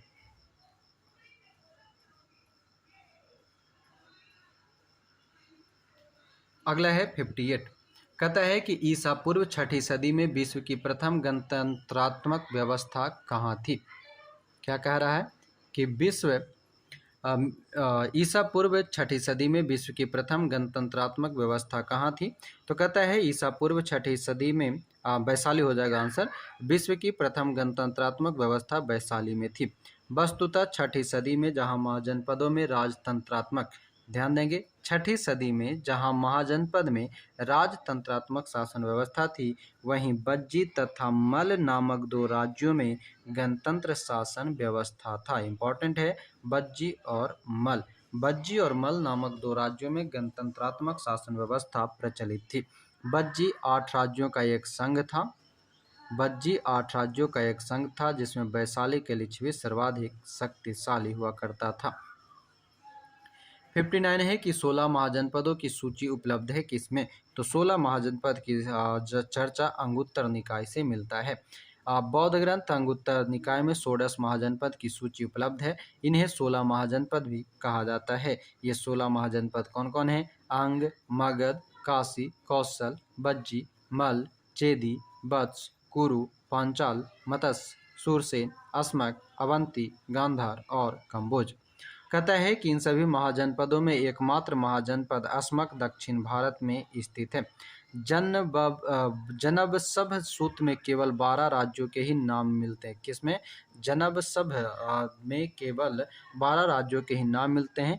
जैन ग्रंथ भगवती सूत्र में भी 16 महाजनपद की जानकारी मिलता है, किंतु वहाँ नाम कुछ अलग अलग प्रकार से है। यानी कि अंगुत्तर निकाय के समान भगवती सूत्र में 16 महाजनपद का नाम नहीं है। आगे चलते हैं। 60 नंबर प्रश्न की नालंदा विश्वविद्यालय की स्थापना का युग है? तो कौन सा है? गुप्त युग है, ऑप्शन नंबर सी। नालंदा एक विख्यात बौद्ध पीठ एवं विश्वविद्यालय था। यह दक्षिण बिहार में राजगीर के निकट स्थित था। इसके ध्वंसावशेष बड़ा गांव ग्राम से दूर तक आज भी बिखरे पड़े हैं। 5वीं शताब्दी के मध्य गुप्तों के समय में नालंदा विश्वविद्यालय अस्तित्व में आया। सर्वप्रथम कुमारगुप्त प्रथम ने नालंदा बौद्ध विहार को दान दिया। ध्यान देंगे, सर्वप्रथम कुमारगुप्त प्रथम ने नालंदा बौद्ध विहार को दान दिया और बाद में बुद्धगुप्त, तथागत गुप्त तथा बालादित्य नामक गुप्त शासकों ने भी इस विहार को दान दिए थे। प्रश्न है कि नालंदा विश्वविद्यालय किस लिए विश्व प्रसिद्ध था? तो नालंदा विश्वविद्यालय बौद्ध धर्म दर्शन के लिए प्रसिद्ध था। यह बौद्ध दर्शन के अध्ययन के लिए विश्व प्रसिद्ध था। उसी के अध्ययन के लिए चीनी यात्री ह्वेनसांग भी यहाँ आया था। 62 नंबर प्रश्न है कि मध्यकालीन भारत में मनसबदारी व्यवस्था क्यों लागू की गई थी? मनसबदारी व्यवस्था क्यों लागू की गई थी? क्योंकि सैनिकों की सुगमता से भर्ती हेतु। मनसबदारी व्यवस्था एक विशिष्ट प्रशासनिक व्यवस्था थी। क्या था? तो एक विशिष्ट प्रशासनिक व्यवस्था था जिसका प्रचलन मुगल शासक अकबर द्वारा किया गया था। मनसब द्वारा 3 बातें निर्धारित होती थी। कितने? 3 बातें। कौन कौन सी? तो पदाधिकारी का वरीयता क्रम, वेतनमान और सैनिक उत्तरदायित्व, ये निर्धारित होता था। सैनिक उत्तरदायित्व में मनसबदार को अपने मनसब के अनुसार सैनिकों को रखना पड़ता था। इस व्यवस्था से राज्य में सैनिकों के प्रत्यक्ष भर्ती और रखरखाव के उत्तरदायित्व मनसबदारों पर डाल दिए गए। यानी कि सैनिकों में प्रत्यक्ष भर्ती कौन करता था? तो मनसबदार करता था, जिसके बदले में मनसबदार को नगद या जागीर प्रदान की जाती थी। अगला प्रश्न है 63 की नीचे 2 वक्तव्य दिए गए हैं। कथन ए और कारण आर दोनों को ध्यानपूर्वक पढ़ना है। कथन कहता है ए कि 12वीं शताब्दी के अंत तक नालंदा महाविहार का पतन हो गया। कारण आर कहता है कि महाविहार को राजकीय प्रश्रय मिलना बंद हो गया था। उपयुक्त दोनों वक्तव्यों के संदर्भ में निम्नलिखित में से कौन सा सही है? तो सही कथन है वह हो जाएगा, आइए देखते हैं क्या है सही कथन। सही कथन है जो है बी नंबर की, यानी कि दोनों ए और आर सही है, परंतु आर ए की सही व्याख्या नहीं करता है। कथन ए और आर दोनों सही। क्या है कि नालंदा में एक विख्यात बौद्ध पीठ एवं विश्वविद्यालय था। यह दक्षिणी बिहार में राजगीर यानी कि वर्तमान में राजगिरी के निकट स्थित था। 5वीं सदी के मध्य गुप्तों के समय में नालंदा स्थित विश्वविद्यालय अस्तित्व में आया। 12वीं सदी के अंत तक मुस्लिम आक्रमण के फलस्वरूप महाविहार का पतन हो गया। बंगाल के पाल शासकों द्वारा विक्रमशिला विश्वविद्यालय को संरक्षण देने के फलस्वरूप नालंदा का महत्व घटने लगा था। 64वां प्रश्न है कि प्रथम मगध साम्राज्य का उत्कर्ष किस शताब्दी में हुआ था? तो यह हुआ था ईस्वी पूर्व 6ठी शताब्दी में। प्रथम मगध साम्राज्य की महत्ता का सर्वाधिक वास्तविक संस्थापक जो है राजा बिंबिसार था, जो कि लगभग 544 से 492 ईस्वी पूर्व तक था। मगध की राजधानी कौन सी थी? आपको पता होगा मगध की राजधानी, ये देखिए यहाँ पर नहीं दिया। क्या दे रहा है कि दो विकल्प ए और सी सही है, यानी कि पाटलिपुत्र और गिरिब्रज। कहता है मगध की आरंभिक राजधानी गिरिब्रज थी, इसलिए आज जब आरंभिक बोल देता तो गिरिब्रज डायरेक्टली मिल जाता, लेकिन डायरेक्ट पूछा कौन सी थी, इसलिए थोड़ा सा ये कन्फ्यूजन हो गया। कहा कि मगध की आरंभिक राजधानी गिरिब्रज थी। बाद में उदयन ने पाटलिपुत्र को राजधानी बनाया, जो गुप्त काल तक मगध की राजधानी बनी रही। कब तक रहा पाटलिपुत्र? गुप्त काल तक बनी रही। मगध साम्राज्य पर शासन करने वाले प्रथम राजवंश के विषय में बौद्ध ग्रंथों एवं पुराणों में अलग अलग विवरण मिलता है। पुराणों के अनुसार मगध पर शासन करने वाला पहला राजवंश बृहद्रथ वंश था, और इस वंश का पहला राजा जरासंध था, जिसने गिरिब्रज को अपनी राजधानी बनाया था। प्रश्न है 66 कि प्राचीन महाजनपद मगध की प्रथम राजधानी कौन सी थी? तो मगध की प्रथम राजधानी जो था उपयुक्त में से कोई नहीं है, एक से अधिक, ऑप्शन नंबर ई देखेंगे।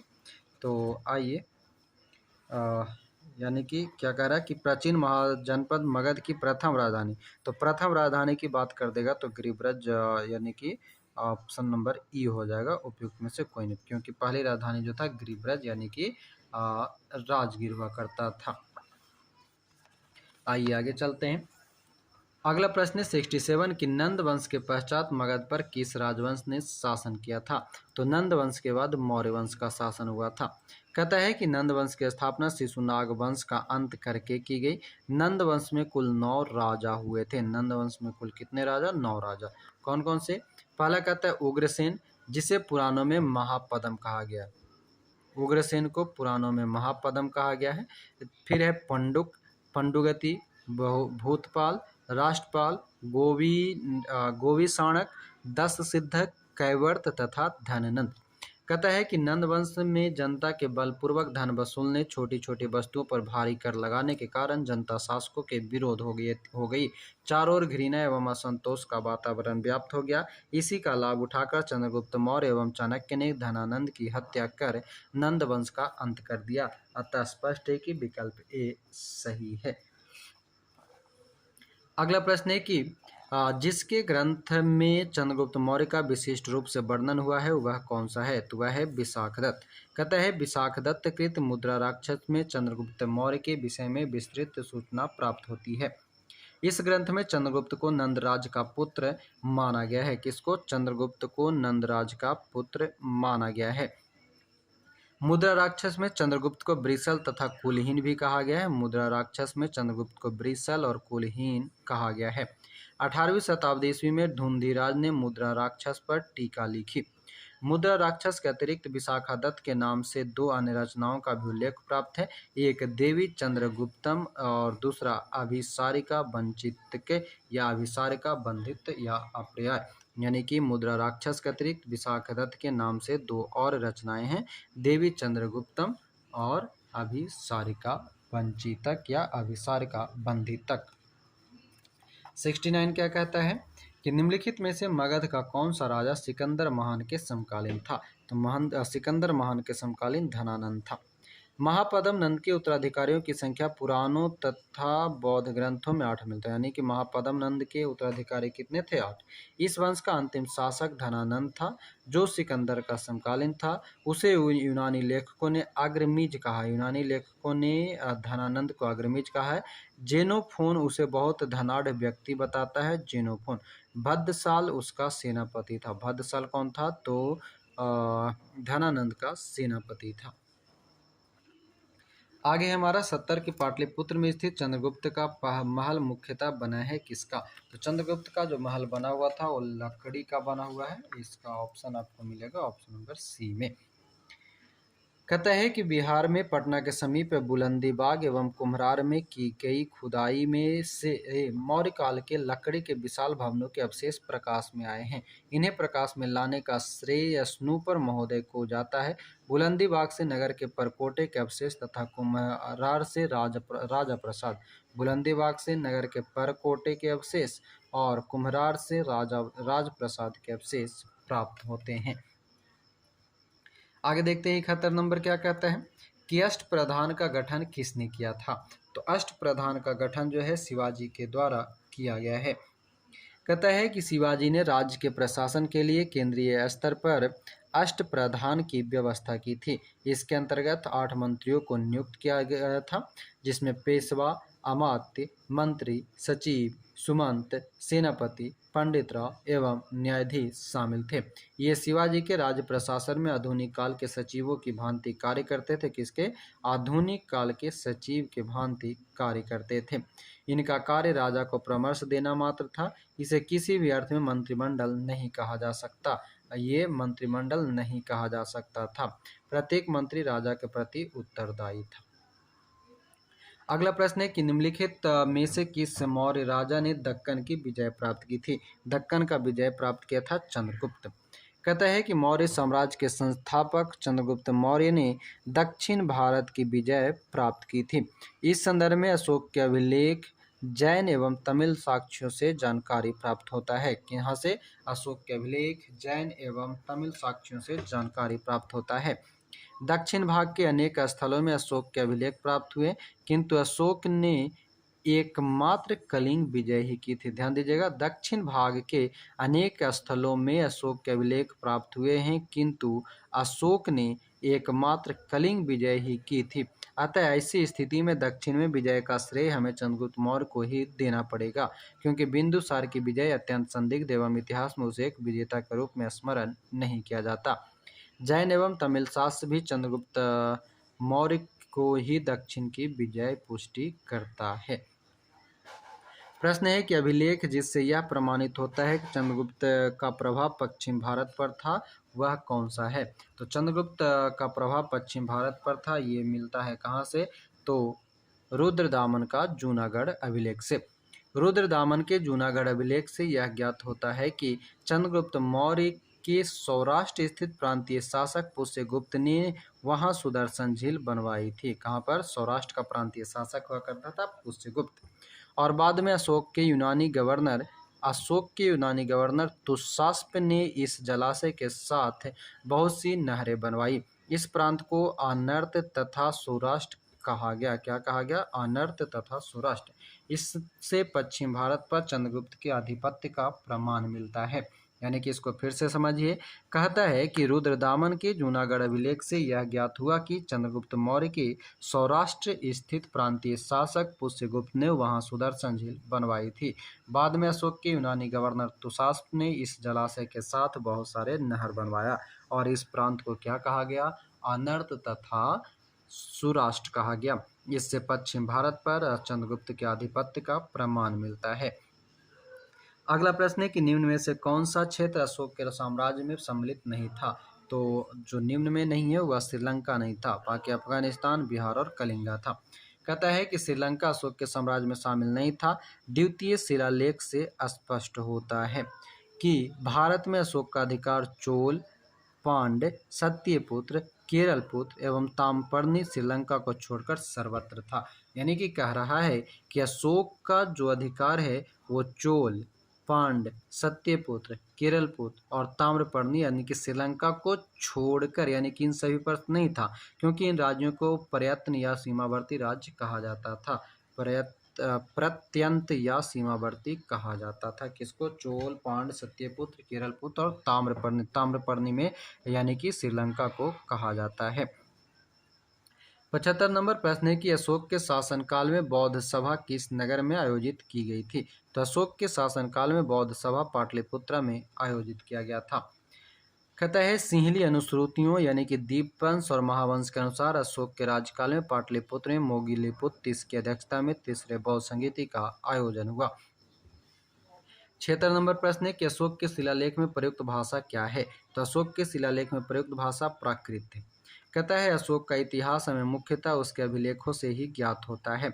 उसके शिलालेखों का विभाजन 3 वर्गों में किया गया है। शिलालेख 3 वर्गों में विभाजित है, एक शिलालेख, दूसरा स्तंभ लेख और तीसरा गुहालेख, यानी कि उसका अभिलेख 3 वर्ग में है। शिलालेख जो कि 14 विभिन्न लेखों का एक समूह है जो 8 भिन्न भिन्न स्थानों से प्राप्त हुए। शिलालेख कहाँ से? 8 जगह से प्राप्त हुआ। कौन कौन सा? शाहबाजगढ़ी, मानसेहरा, कालसी, गिरनार, धौली, जौगढ़, एरीगुडी तथा सुपारा। एरीगुडी और सुपारा। अशोक के अधिकांश अभिलेख प्राकृत भाषा एवं ब्राह्मी लिपि में लिखी गए हैं। केवल 2 अभिलेख यानी कि सभी जो है ब्राह्मी में लिखा गया, लेकिन 2 अभिलेख जो ऐसे हैं जिनमें कि शाहबाजगढ़ी तथा मानसेहरा। शाहबाजगढ़ी और मानसेहरा की लिपि ब्राह्मी न होकर खरोष्टी है, ये याद रखेंगे। शाहबाजगढ़ी और मानसेहरा खरोष्टी लिपि में है। तक्षशिला से अरमाइक लिपि में लिखा गया एक भग्न अभिलेख सरेकुना नामक स्थान से यूनानी तथा अरमाइक लिपियों में लिखा गया द्विभाषीय यूनानी एवं सीरियाई भाषा अभिलेख तथा लघमान नामक स्थान से अरमाइक लिपि में लिखा गया अशोक का अभिलेख प्राप्त हुआ है। अगला प्रश्न है 77 कि निम्नलिखित में से प्राचीन भारत की कौन सी लिपि दाहिने से बाईं ओर लिखी जाती थी? तो दाएं से बाईं ओर जो लिखी जाती है वो खरोष्टी लिखी जाती है। प्राचीन भारत में खरोष्टी लिपि दाएं से बाएं लिखी जाती थी। इसे पढ़ने का श्रेय मैसन, प्रिंसेप, नोरिस, लैसेन, कनिंघम आदि को जाता है। यह मुख्यतः उत्तर पश्चिम भारत की लिपि थी। कौन सी लिपि? तो खरोष्टी लिपि जो है उत्तर पश्चिम भारत की लिपि है। 78 है कि अशोक के धर्म का मूल संदेश क्या था? तो अशोक के धर्म का मूल संदेश जो है उपयुक्त में से कोई नहीं है, उपयुक्त में से एक से अधिक क्या कहता है वो जानते हैं। कहता है कि अशोक धर्म यानी कि धर्म एक नैतिक संहिता थी। अशोक अपने दूसरे और 7वें शिलालेख के माध्यम से संदेश देता है कि आपा सिनवे बहु कायाने दयादाने सचे सोचये मादये साधवे च, अर्थात कम पाप करना, कल्याण करना, दयादान करना, सत्य बोलना, पवित्रता से रहना, स्वभाव में मधुरता तथा साधुता बनाए रखना, ये सभी है। अशोक के इस प्रकार अशोक धर्म के मूल संदेश में शांति और अहिंसा, बड़ों का सम्मान, धार्मिक सहनशीलता निहित है। अतः सही उत्तर हो जाएगा विकल्प ई, यानी कि राज्य शांति एवं अहिंसा, बड़ों का सम्मान, धार्मिक सहनशीलता। 79 केवल वह स्तंभ जिसमें अशोक ने स्वयं को मगध का सम्राट बताया। तो भाब्रू स्तंभ में, भाब्रू या बैराट स्तंभ लेख में अशोक ने स्वयं को मगध का सम्राट बताया। पियदसी लाजा मांगध संघ अभिवादे तनु अहाव अपावाधत च, यानी कि यही अभिलेख अशोक को बौद्ध धर्मावलंबी प्रबंधित करता है। यानी कि भाब्रू अभिलेख ही है जो कि अशोक को बताता है कि ये बौद्ध धर्मावलंबी था। 80 नंबर प्रश्न है कि अपने शिलालेखों में अशोक सामान्यतः किस नाम से जाने जाते हैं?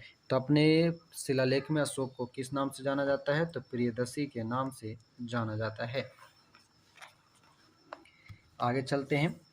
तो कहता है कि अशोक के अभिलेखों में सर्वत्र उसे देवानाम प्रियदर्शी, देवताओं का प्रिय अथवा देखने में सुंदर देवनाम प्रियदर्शी तथा राजा आदि की उपाधियों से संबोधित किया गया है। पुराणों में उसे अशोक वर्धन कहा गया है, अशोक को। आगे 81 नंबर है कि कौटिल्य के अर्थशास्त्र में किस पहलू पर प्रकाश डाला गया? तो कौटिल्य के अर्थशास्त्र में राजनीतिक नीतियों पर पहलू डाला गया है। कौटिल्य के अर्थशास्त्र द्वारा चंद्रगुप्त मौर्य के शासनकाल की बहुत सी बातों का ज्ञान प्राप्त होता है। यह वस्तुतः ऐतिहासिक ग्रंथ नहीं है, अपितु राजनीति शास्त्र का एक अद्वितीय ग्रंथ है। इसकी तुलना मैकियावेली के प्रिंस से की गई है। कौटिल्य की पुस्तक अर्थशास्त्र किस विषय पर आधारित है? तो उपयुक्त में से एक से अधिक या ज़्यादा। तो कहता है कि कौटिल्य चाणक्य द्वारा मौर्य काल में रचित अर्थशास्त्र शासन के सिद्धांत और अभ्यास की पुस्तक है। शासन के सिद्धांत और अभ्यास की पुस्तक है। इसमें राज्य के लिए मंडल सिद्धांत है जो विदेश नीति की व्याख्या करता है। इसके अलावा इसमें सप्तांग सिद्धांत है, राजा, अमात्य, जनपद, दुर्ग, सॉरी राजा, अमात्य, जनपद, दुर्ग, कोष, दंड एवं मित्र की सर्वप्रथम व्याख्या मिलती है। अर्थशास्त्र में तत्कालीन प्रशासन एवं कृषि, शिल्प एवं व्यापार व्यवस्था की भी विस्तृत जानकारी प्राप्त होती है।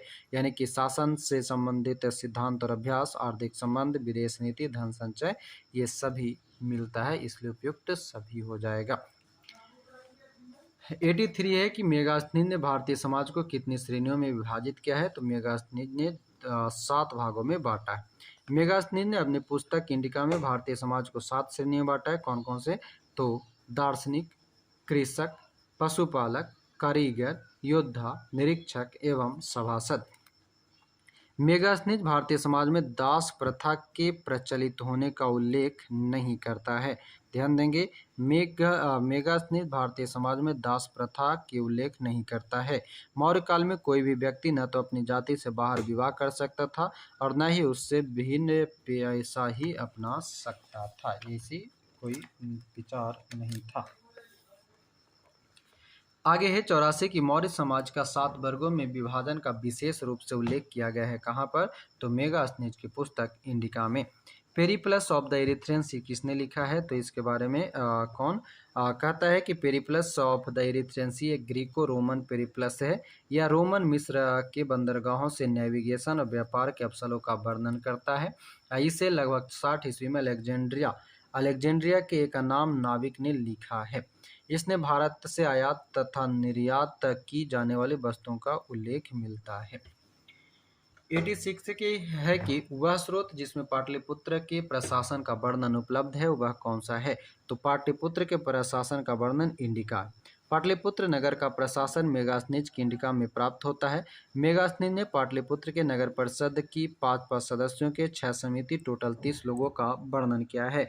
वह नगर के पदाधिकारियों को एस्टिनोमी, ध्यान दीजिएगा, अशोक नगर के पदाधिकारियों को एस्टेनोमोई कहा जाता है या कहता है। 87 है कि पाटलिपुत्र को किस शासक ने सर्वप्रथम अपनी राजधानी बनाई? तो चंद्रगुप्त मौर्य ने। वस्तुतः पाटलिपुत्र की स्थापना गंगा एवं सोन नदी के संगम पर हर्यक वंशीय शासक उदयन ने की थी। वह अपनी राजधानी राजगृह से पाटलिपुत्र हस्तांतरित की थी, किंतु विकल्प में उदयन नहीं है, अतः चंद्रगुप्त मौर्य सही हो जाएगा। क्या कहा कि पाटलिपुत्र को किस शासक ने सर्वप्रथम अपनी राजधानी बनाई? चंद्रगुप्त मौर्य ने। अगर उदयन ऑप्शन में रहता तो उदयन सही हो जाता। कहता है इनमें से किसने सर्वप्रथम व्यापक पैमाने पर स्वर्ण मुद्रा का प्रचलन किया? तो जो सबसे ज़्यादा व्यापक मुद्रा पर चलाया था, ऑप्शन के अनुसार देख लेंगे, पुष्यमित्र शुंग, मेनांडर, भीमा कडफिदस और गौतमीपुत्र सातकर्णी। तो सही आंसर है भीम कडफिदस। कहते हैं कि कुषाण शासकों द्वारा व्यापक पैमाने पर स्वर्ण मुद्रा का प्रचलन किया गया। प्रारंभ करना भारतीय उपमहाद्वीप में उनका सबसे महत्वपूर्ण योगदान था। कुषाण शासक भीमा कडफिसेस को स्वर्ण मुद्राओं के प्रचलन का श्रेय प्राप्त है। 89 है कि कला की गांधार शैली निम्न समय में फली फूली। तो यह फला कुषाणों के समय। कुषाण शासक कनिष्क के शासनकाल में कला के क्षेत्र में 2 स्वतंत्र शैलियों का विकास हुआ, एक गांधार शैली और दूसरा मथुरा शैली। किसके समय में? कुषाण शासक के समय। इन दोनों को कनिष्क की ओर से पर्याप्त प्रोत्साहन दिया गया। गांधार कला यूनानी कला से प्रभावित थी। अगला प्रश्न है, इनमें से किस शासक ने चतुर्थ बौद्ध संगीति कश्मीर में आयोजित की थी? तो वह करेगा कनिष्क। कहते हैं कि बौद्ध धर्म की चतुर्थ संगीति कुषाण शासक कनिष्क के राजकाल में कश्मीर के कुंडल वन में हुई। इसकी अध्यक्षता वसुमित्र ने की थी। अश्वघोष इसके उपाध्यक्ष बने। इस सभा में महासंघियों का वर्चस्व था। यहाँ बौद्ध ग्रंथों के कठिन अंशों पर सम्यक विचार किया गया तथा प्रत्येक पिटक पर भाष्य लिखकर उन्हें विभाषा शास्त्र नामक टीकाओं में संकलित कर दिया गया। इसी समय बौद्ध ग्रंथ हीनयान एवं महायान नामक 2 स्पष्ट संप्रदाय में विभक्त हो गया।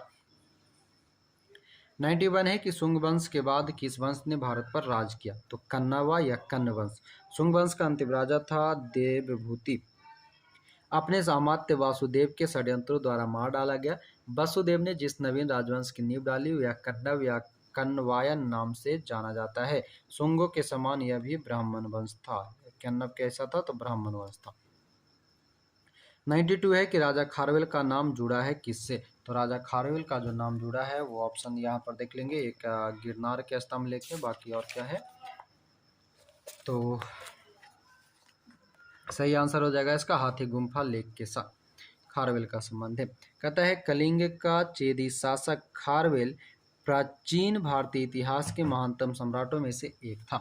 उड़ीसा प्रांत के भुवनेश्वर से 3 मील की दूरी पर स्थित उदयगिरी पहाड़ी की हाथी गुम्फा से उसका एक बिना तिथि का अभिलेख प्राप्त हुआ है। इसमें खारवेल के बचपन, शिक्षा, राज्याभिषेक तथा राजा होने के बाद से 13 वर्षों तक के शासनकाल की घटनाओं का क्रमबद्ध विवरण किया गया है। यह अभिलेख खारवेल का इतिहास जानने का एकमात्र स्रोत माना जाता है। आगे 93 नंबर है कि नगरों का क्रमिक पतन किस काल की एक महत्वपूर्ण विशेषता थी? तो गुप्त काल का है नगरों का क्रमिक पतन। कहता है कि गुप्त काल में नगर क्रमिक पतन की ओर अग्रसर हुए। संपूर्ण गंगा घाटी में जो शहर पहले अत्यंत समृद्ध अवस्था में थे, उनमें से अधिकांश को गुप्त युग में या तो त्याग दिया गया या वहां के आवासन में पर्याप्त विघटन हुआ। पाटलिपुत्र जैसे महत्वपूर्ण नगर हेनसों के आगमन तक गांव बन गया। क्या था? हेनसों के आगमन तक पाटलिपुत्र नगर जो था गांव बन गया। मथुरा जैसा महत्वपूर्ण नगर एवं कुम्हरार, सोनपुर, सोगौर और उत्तर प्रदेश में गंगा घाटी के अनेक महत्वपूर्ण केंद्र ह्रास के ही प्रमाण प्रस्तुत है। यानी कि नगरों का क्रमिक पतन गुप्त काल से शुरू हो गया। 94 नंबर प्रश्न है कि निम्नलिखित में से कौन सा बंदरगाह गुप्त काल में उत्तर भारतीय व्यापार के लिए उपयोग किया जाता था? उत्तर भारतीय व्यापार के लिए जो उपयोग किया जाने वाला बंदरगाह था वह उपयुक्त में से एक हद से अधिक या ज़्यादा है। कहता है कि गुप्त काल में बंगाल के ताम्रलिप्ति एक प्रमुख बंदरगाह था। ध्यान देंगे, बंगाल में ताम्रलिप्ति क्या है? तो एक प्रकार का बंदरगाह है, जहाँ से उत्तर भारत के साथ दक्षिण पूर्व एशिया, चीन, लंका, जावा, सुमात्रा आदि देशों के साथ व्यापार होता था। पश्चिम भारत का प्रमुख बंदरगाह भृगु, कच्छ या भड़ौच था, जहाँ से पश्चिमी देशों के साथ समुद्री व्यापार होता था। इसके अलावा कल्याण तथा बॉम्बे से भी उत्तर भारतीय व्यापार होता था। तो इसलिए सही आंसर हो जाएगा ई, यानी कि कल्याण, भड़ौच, ताम्रलिप्ति, बॉम्बे ये सभी। 95 है कि किस शासक वंश ने मंदिरों एवं ब्राह्मणों को सबसे अधिक ग्राम अनुदान में दिया था? सबसे अधिक ग्राम अनुदान में कौन देगा? तो गुप्त वंश देता है। देखिए क्या कहता है कि गुप्त वंश के शासकों ने मंदिरों एवं ब्राह्मणों को सबसे अधिक ग्राम अनुदान में दिए। गुप्त लेखों में जिन भूमिदानों का उल्लेख किया गया उसमें यह स्पष्ट है कि भूमिदान के साथ साथ गांव की भूमि से उत्पन्न होने वाली आय भी ग्रहिता को सौंप दी जाती थी, यानी कि दान कर दिया जाता था। 96 है कि गुप्त युग में भूमि राजस्व की दर क्या थी? तो गुप्त युग में भूमि राजस्व का दर 6ठा भाग था। यानी कि गुप्त काल में जो लोग राजकीय भूमि पर कृषि करते थे, उन्हें अपनी उपज का एक भाग राजा को कर के रूप में देना पड़ता था, उपज का, ठीक है, जो षष्टांग होता था। गुप्त अभिलेखों में भूमि कर को उदग्र तथा भाग कर कहा गया है, ये इंपॉर्टेंट है।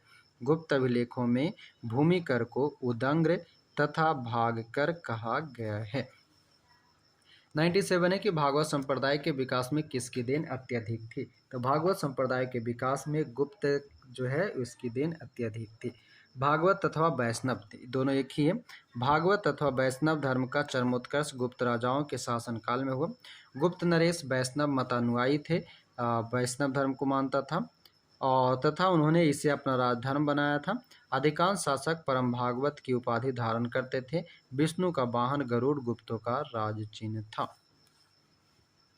प्रश्न 98 कि इनमें से किसने पहली बार यह व्याख्या की थी कि पृथ्वी के अपनी धुरी पर घूमने के कारण प्रतिदिन सूर्योदय एवं सूर्यास्त होता है? तो आर्यभट्ट। आर्यभट्ट प्रथम व्यक्ति थे जिन्होंने यह व्याख्या की थी कि पृथ्वी के अपनी धुरी पर घूमने के कारण ही प्रतिदिन सूर्योदय एवं सूर्यास्त होता है। प्रश्न है इनमें से कौन गुप्त काल में औषधि के क्षेत्र में अपने कार्य के लिए जाने जाते हैं? तो औषधि के कार्य के क्षेत्र में कौन कौन जाने जाते हैं? तो ऑप्शन नंबर ई जो है वो सही है। बाकी देखिए क्या डिटेल जान लेते हैं।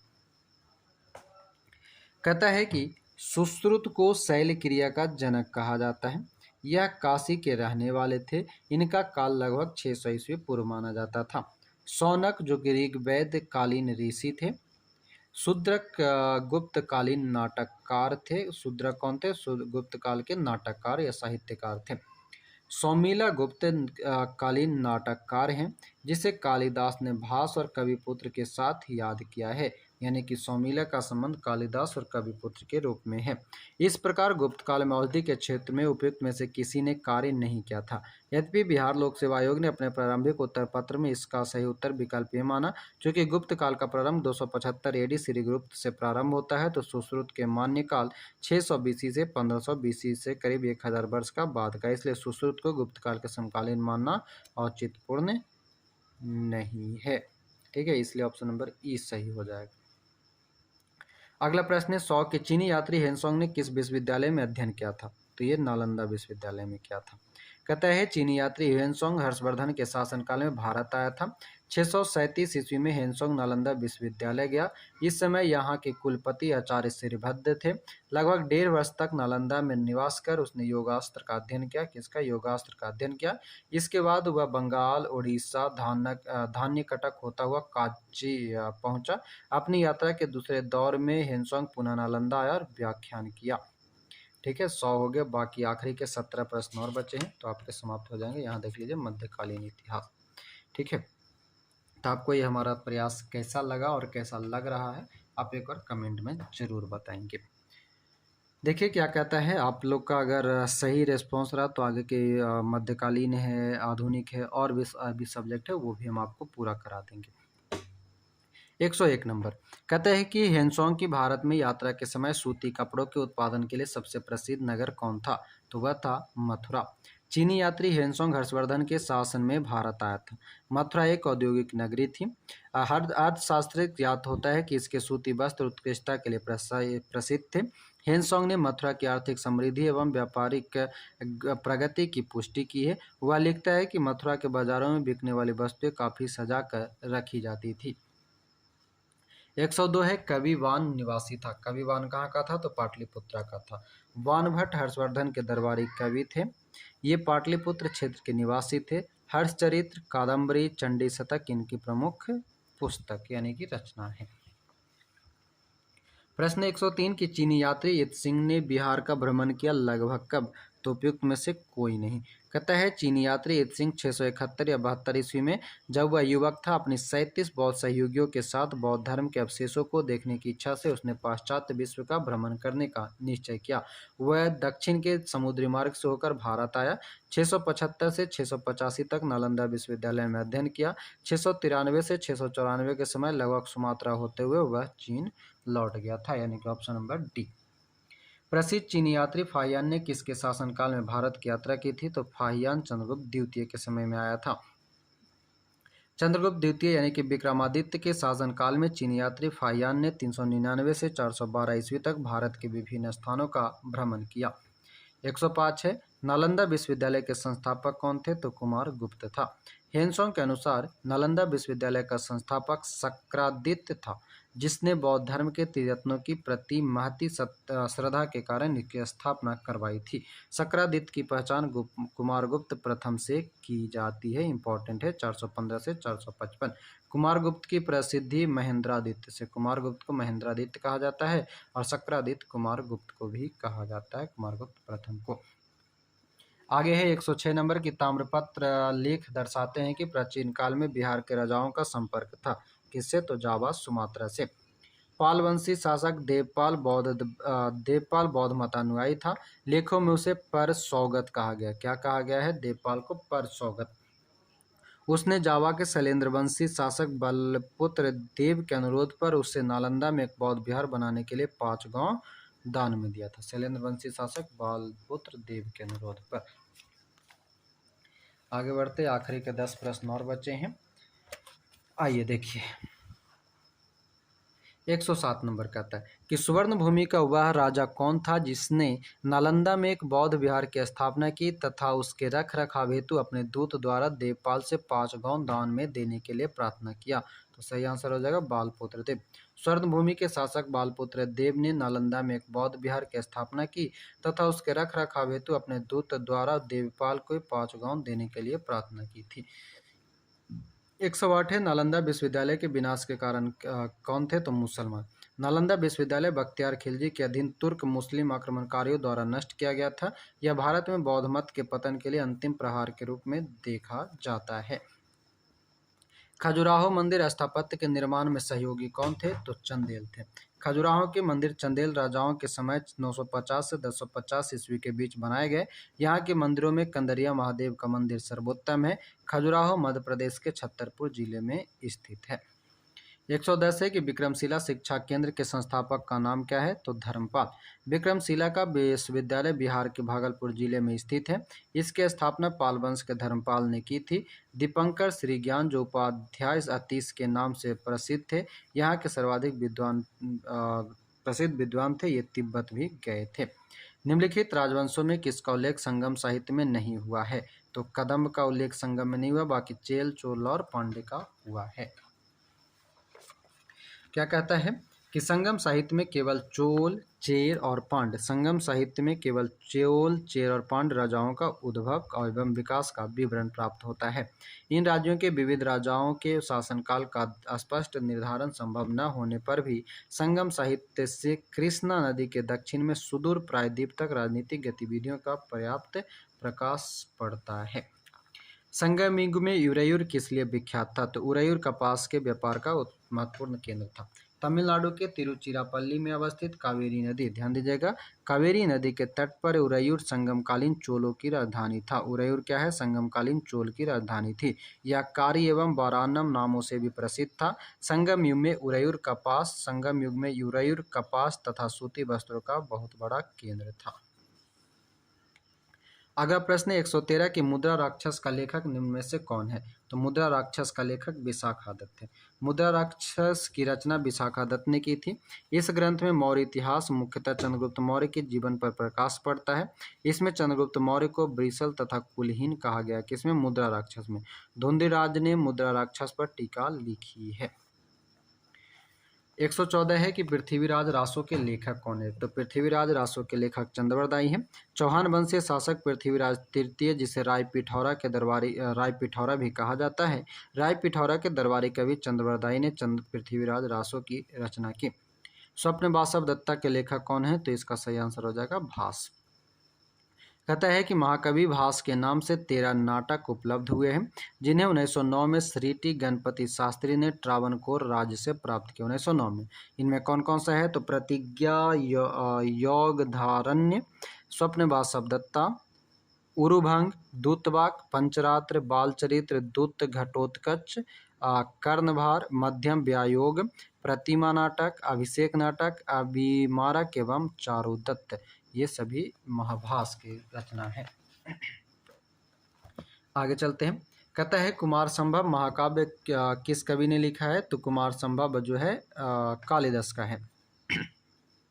कुमार संभव महाकाव्य की रचना महाकवि कालिदास ने की थी। इसमें 17 सर्ग हैं, जिनमें प्रकृति चित्रण एवं कार्तिकेय की जन्म का वर्णन है। कार्तिकेय के जन्म का वर्णन किसमें है? कुमार संभव में। उस स्रोत का नाम बतलाएं जो प्राचीन काल के व्यापारिक मार्गों पर मौन है। तो मौन है तो वह है मिलिंदपन्हो। कहता है पाली भाषा में बौद्ध भिक्षु नागसेन द्वारा लिखित मिलिंदपन्हो में नागसेन एवं हिंदी एवं शासक मेनांडर के बीच वार्तालाप का वर्णन है।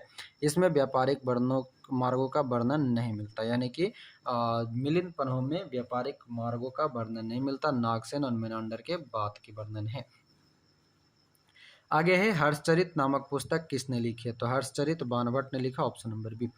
हर्षचरित ग्रंथ की रचना सुप्रसिद्ध लेखक बाणभट्ट ने की थी। यह वर्धन वंश के इतिहास का प्रमुख स्रोत है। यह एक आख्यायिका है जिसमें लेखक अपने समकालीन शासक तथा उसके पूर्वजों के जीवन वृत्त का वर्णन प्रस्तुत करता है। चोलकाल किसके लिए प्रसिद्ध था? तो चोलकाल ग्राम पंचायत के लिए प्रसिद्ध था। कहता है कि चोलकाल की सबसे उल्लेखनीय विशेषता स्वायत्तशासी ग्रामीण संस्थाओं के संचालन में परिलक्षित होती है। ग्राम पंचायत चोलकाल में प्रसिद्ध था। उत्तर मेरुरु से प्राप्त अभिलेख से ग्राम सभा के कार्यों आदि का विस्तृत जानकारी मिलता है। उत्तर मेरुरु से ग्राम सभा की जानकारी। 120 नंबर है कि कौन सा मध्यकालीन भारतीय साम्राज्य व्यापक स्तर पर स्थानीय स्वशासन के लिए प्रसिद्ध था? तो वह हो जाएगा चोल। स्थानीय स्वशासन के लिए प्रसिद्ध है चोल। और आखिरी प्रश्न है इस टॉपिक का कि दक्षिण भारत के मंदिरों के आकर्षक द्वार क्या कहलाते हैं? हमने ये छोटा सा प्रयास किया था, आपको कैसा लगा आप जरूर विचार कीजिएगा। कहता है कि दक्षिण भारत के मंदिरों के आकर्षण द्वार क्या कहलाते हैं, तो गोपुरम कहलाते हैं। कहता है कि दक्षिण के मंदिरों के आकर्षण द्वार को गोपुरम कहते हैं। पांड्यों चोलों के राज्यकाल में द्रविड़ शैली पनपती है रही। पांड्य और चोल के राज्यकाल में, पांड्य काल में मंदिर छोटे होते थे, किंतु उनके प्रांगण के चारों एक प्राचीर बनाए जाते थे। इनके प्रवेश द्वार, जिन्हें गोपुरम कहा जाता था, भव्य, विशाल और प्रचुर मात्रा में शिल्पकारिता से अलंकृत होते थे। चोलकालीन वास्तुकला की विशेषता मंदिर नहीं अपितु गोपुरम है। ध्यान दीजिएगा, चोलकालीन वास्तुकला की विशेषता मंदिर नहीं गोपुरम से जाना जाता है। तो ये थे पूरे प्राचीन भारत इतिहास से संबंधित बीपीएससी में अब तक पूछे गए जितने भी प्रश्न थे वो।